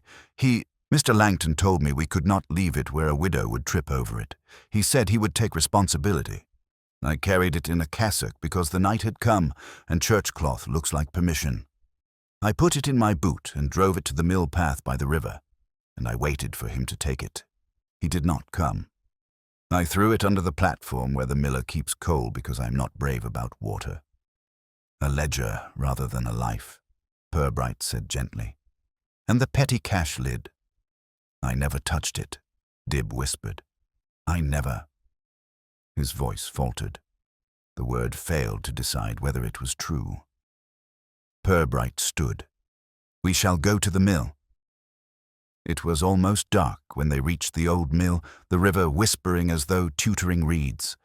A constable's lamp showed the platform, the pile of coal, and, wedged as a thing ashamed of its own evidence, a wrapped square that became a ledger with the damp confidence of a saved sinner. Love set it on the tailboard of the car and flipped it open. The neat columns looked back with Hardstone's uncompromising gaze. Tucked into the inner cover lay a receipt chit, 3 10-shilling notes paid into petty cash by C. Ellison, curate, and countersigned A. Langton, with a date of the 29th. Love whistled. "A return," he said, "or something that wants to look like one." "Men who arrange mirrors," Purbright murmured. On their way back through the darkening lane, the barber's pole, visible even at this hour, turned and turned. Purbright stopped before it, not to admire, but to think. Inside, Fenwick was sweeping with the unembarrassed speed of men who have heard enough. On impulse, Purbright stepped in. "One thing more," he said. "Mr. Ellison, does he use your Continental pomade?" Fenwick smiled in a way that said he wished the town to be interesting but could not help the facts. "No, sir. The curate smells like starch and apology." "Thank you," Purbright said, and left for where the car waited. At the station, Dr. Havelock sent up a note that dusted the evening with science. Pollen on Langton's cuff matched the lid's ring. A faint smear on the cuff was varnish. Love put the note with the lid and the ledger as though seating awkward guests together. "We've got him, sir." Purbright looked at the 3 objects. An edged square, a book of figures, and a piece of paper that said money had come and gone at the convenience of conscience. "We have his gestures," he said. "I'm still not sure of his courage." Love frowned. "Courage?" "To press a lid on a man's throat while looking into his face," Purbright said, as if describing weather. "Langton is a man who prefers committees between himself and acts. He will threaten, he will hurry, he will tidy by proxy. The hand that holds, I think, belongs to someone who writes spare on an inconvenience and believes himself honest because he can read his own writing. As if summoned by being accurately described, a constable tapped and put his head in. "Sir, Mr. Dibb asks to see you, says he's remembered the rest." Dibb sat with his hat on his knees and his mouth deciding. "I thought," he began, "that if I put the pages in the pipe and someone found them at rehearsal, the town would see Langton as the engine and leave me as the grease. But there's a thing I did not say." He swallowed. "I went back to the church after the plough had closed. I thought the lid should go back on the box, or people would talk. I took it from the stool and carried it down. He was there. Not Mr. Langton, Mr. Staveley. He'd come to practice with no audience. He told me to leave it, he said.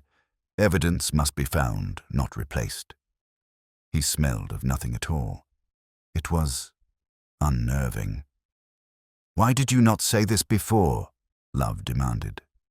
"Because," Dibb said with sudden heat, "you asked if I had lit the records and if I had strangled a man with a lid. I did not. I only arranged. Arranging is my sin. And because Mr. Staveley looks like music, and I do not trust art that quiet." Purbright watched him, then turned to Love with the patience of a man who sees the last piece of a jigsaw on the floor and is not yet certain whether the picture deserves completion. "Tomorrow," he said, "we ask Mr. Staveley to show us how evidence chooses its audience, and we invite Mr. Langton to listen." He rose, placing the lid atop the ledger, and the two made a single shape. Box and book, act and sum. Outside, the town rehearsed sleep and could not remember the steps. Purbright stood at the window a moment longer, the barber's pole turning in his periphery like a small sermon on repetition, then said, not to Love but to the figure of Cyril Hardstone behind the glass, "Between you and me, sir, it is always the neat man who lacks the nerve, and the loud man who lacks the secret. The one we want is neither." They met in the church because that was where the town preferred its truths, under coloured glass and in good company. Purbright had arranged the chairs with the tact of a sacristan. Dr. Havelock stood near the chancel rail with his tracing. Miss Vole presided over the chrysanthemums as if they required supervision. The verger clutched keys as though innocence might be opened with them. Mr. Langton sat with the patience of an agenda item that refuses to be moved. Mr. Dibb hovered at the end of a pew, every inch the clerk who expects to be sent for paper before being sent for. Staveley, summoned to demonstrate, had taken the organ bench and allowed his hands to idle over the manuals, producing a soft, civilized murmur like a committee agreeing on minutes. Purbright did not take the pulpit. He merely stood where the voice of anyone sane would carry. Love placed the petty cash lid upon the choir rail, with the care one reserves for relics and mistakes. The ring of yellow pollen on its underside caught the light with a guilty glow. "Mr. Staveley," Purbright said mildly, "yesterday you told Mr. Dibb to leave this where he found it. You said evidence must be found, not replaced. Singular advice." Staveley sniffed. "The police are always telling us not to meddle. I was attempting civic obedience." "The trouble with obedience," Purbright replied, "is that it cannot tell the difference between tidying and tampering." He turned to Dr. Havelock. "Doctor?" Havelock laid his tracing beside the lid.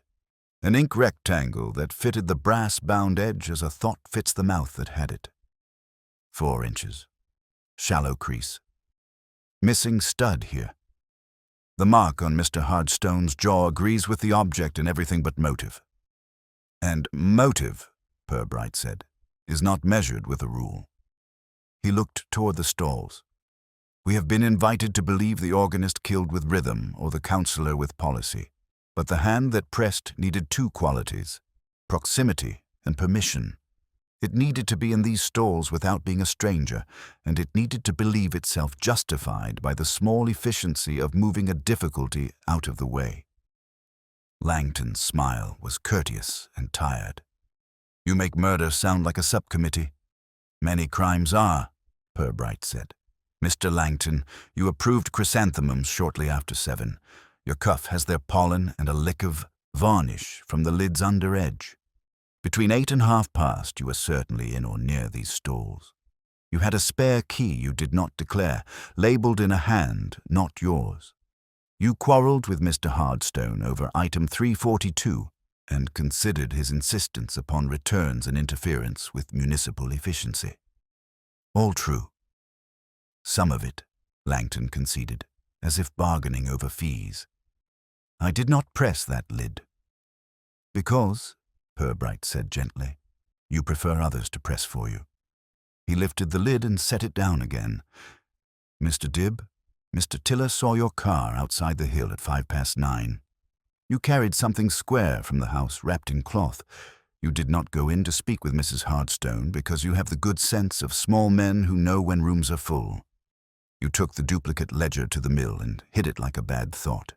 You also wrote spare on a tag because a problem of keys presented itself and you think neatness a virtue that absolves.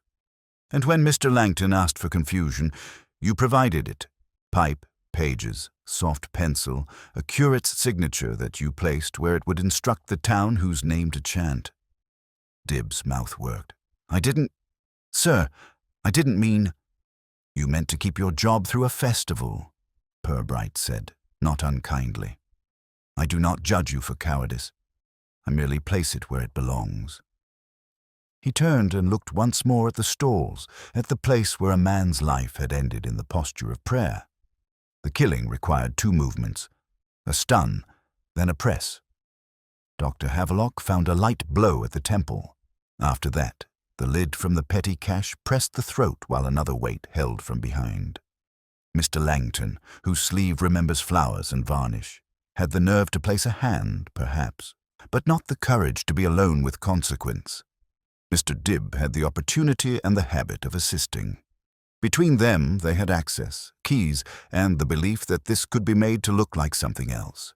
Staveley's quarrel, perhaps, or a hymn number mistaken for a schedule.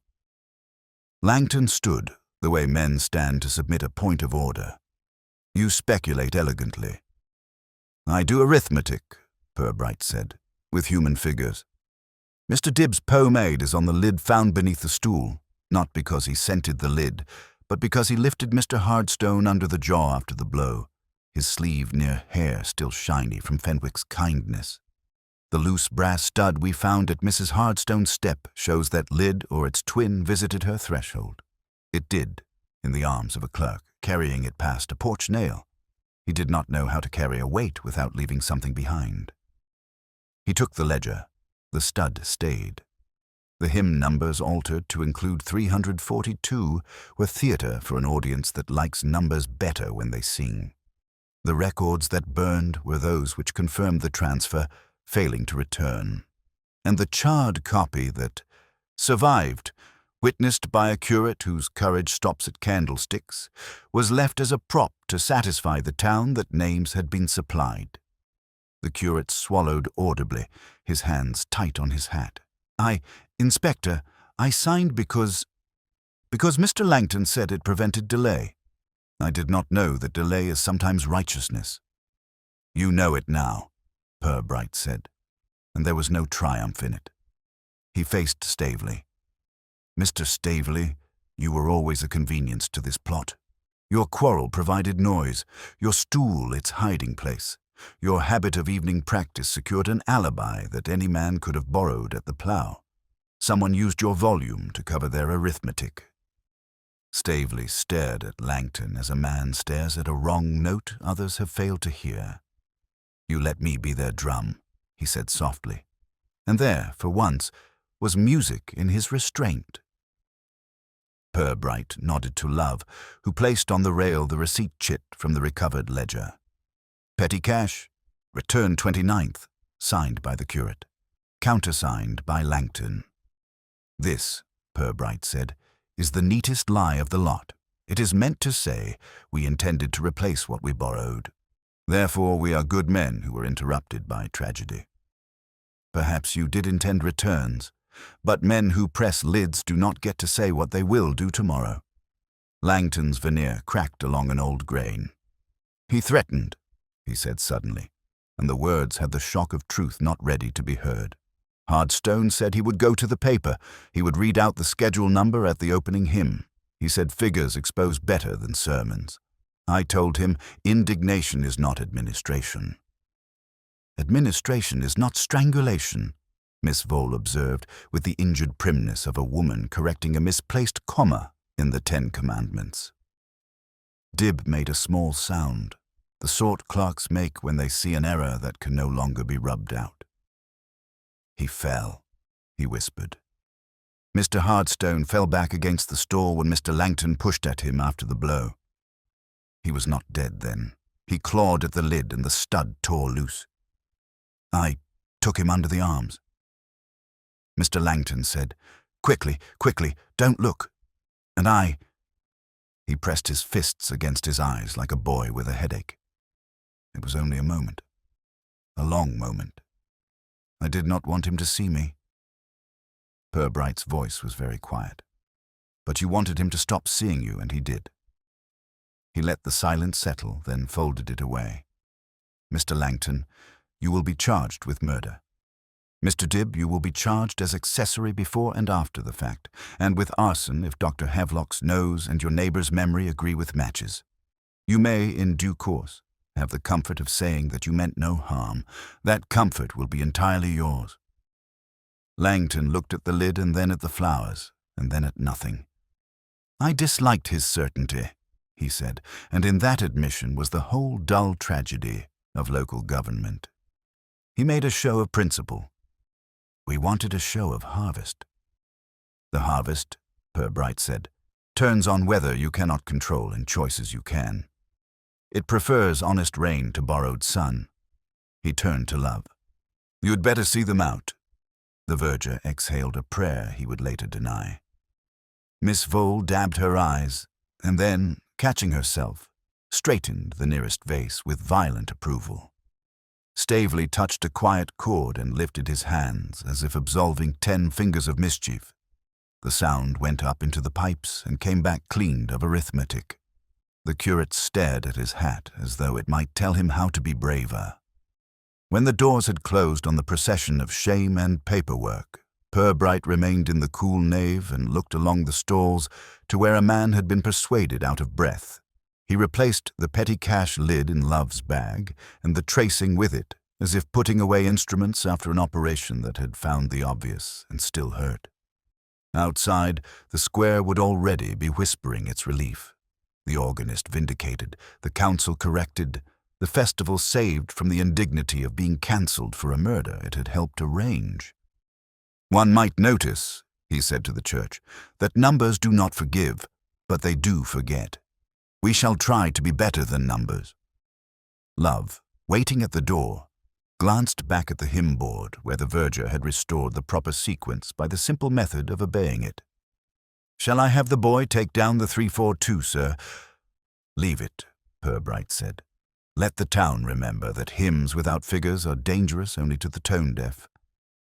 He stepped into the light that afternoon makes when it has decided to last, and thought of Mrs. Hardstone's quiet, and of the barber's pole, and of chairs not designed for modern consciences. Then he set his hat at a practical angle and turned toward the hill. There was a widow to visit, and the business of telling the truth in a voice that would let a house go on. The following morning dawned with a brightness that seemed faintly embarrassed, as though the sun had returned too soon after what the town had endured. Market Square was already being dressed again for the harvest festival. Bunting repinned, jam jars rejudged, the golden sheaf polished for its brief reign. If yesterday had been scandal, today tried for rehearsal again, and the town, with the short memory of most provincial places, half believed it would succeed. Only the quiet, sideways glances and the occasional lowered voices betrayed that the choir stalls had held more than music. Inspector Purbright walked up the hill in the first hour after breakfast. Mrs. Hardstone met him in the hallway, already in a dark dress that fitted mourning but not despair. Her eyes were tired, but there was steadiness there, the steadiness of someone who has made peace with facts more than with feelings. She invited him into the study, where the ledgers had been returned to their shelves by constables who knew better than to mix numbers out of sequence. "You have brought him back to me," she said simply, touching the spine of the duplicate ledger. "Not as I wished, but as he was. He liked things to be finished."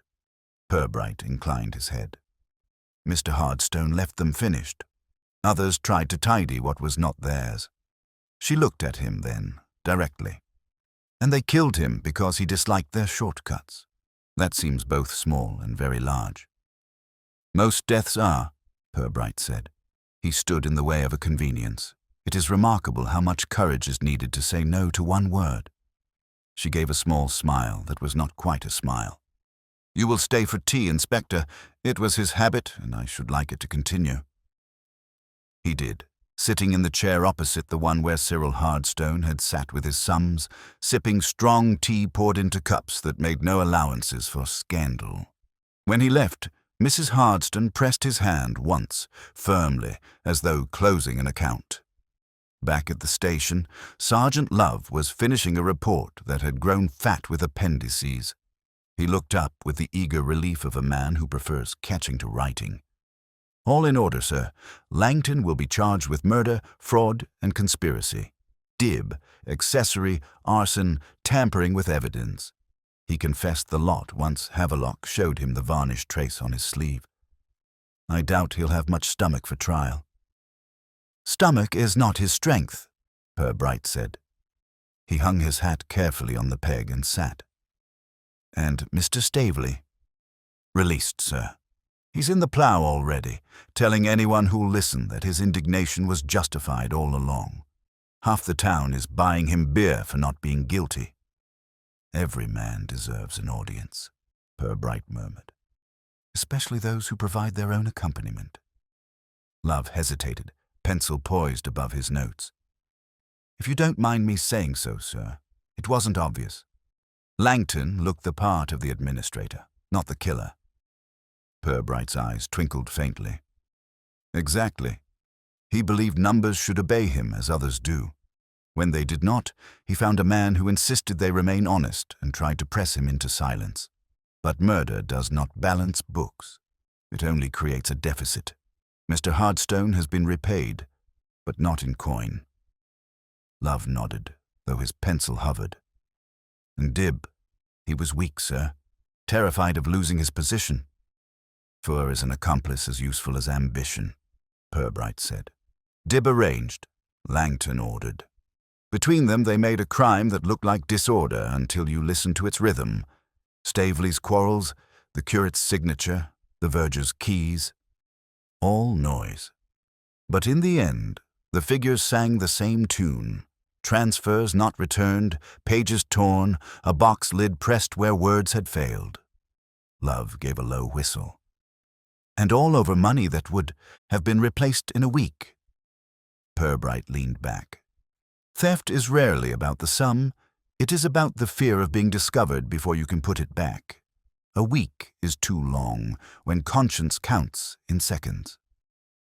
That afternoon the Harvest Festival went on, because in Flaxborough, festivals always do.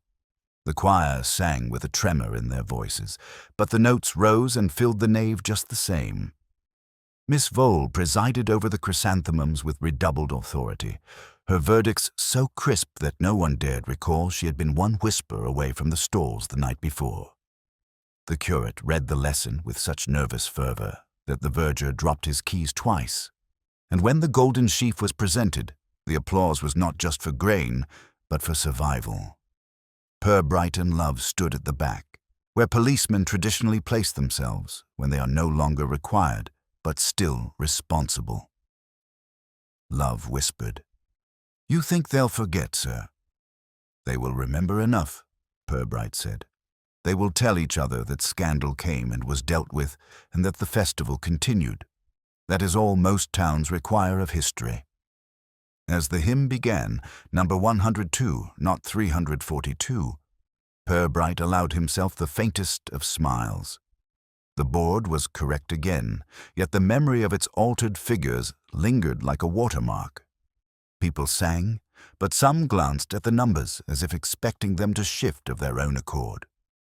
In that unease lay the truth. Order could be restored, but never quite trusted. When the service ended, the square filled with chatter and the safe rustle of civic life resuming. Purbright lit his pipe and watched the smoke rise above the bunting. Love, beside him, stretched with the relief of a man who has survived another drama. "What next, sir? Quiet weeks until Christmas." "One hopes," Purbright said, though in Flaxborough, quiet is usually rehearsal. He knocked the pipe gently against his shoe. "For now, let us be content with tea, reports, and a town that believes itself orderly again." They walked back toward the station together, past the barber's pole still turning its patient spiral, past shop windows where gossip had already been replaced by displays of apples and woolens. The air carried the smell of smoke faintly still, but it was the smoke of chimney pots and not of ledgers. Behind them, the bells of St. Swithin's rang in the festival proper, solemn yet ordinary, as though reminding the town that scandal, like harvest, comes every year but does not last. And so the case of the corpse in the choir, stalls closed, not with fanfare, but with a return to ordinary. Which, Purbright thought as he pushed open the station door, is always the town's most extraordinary achievement.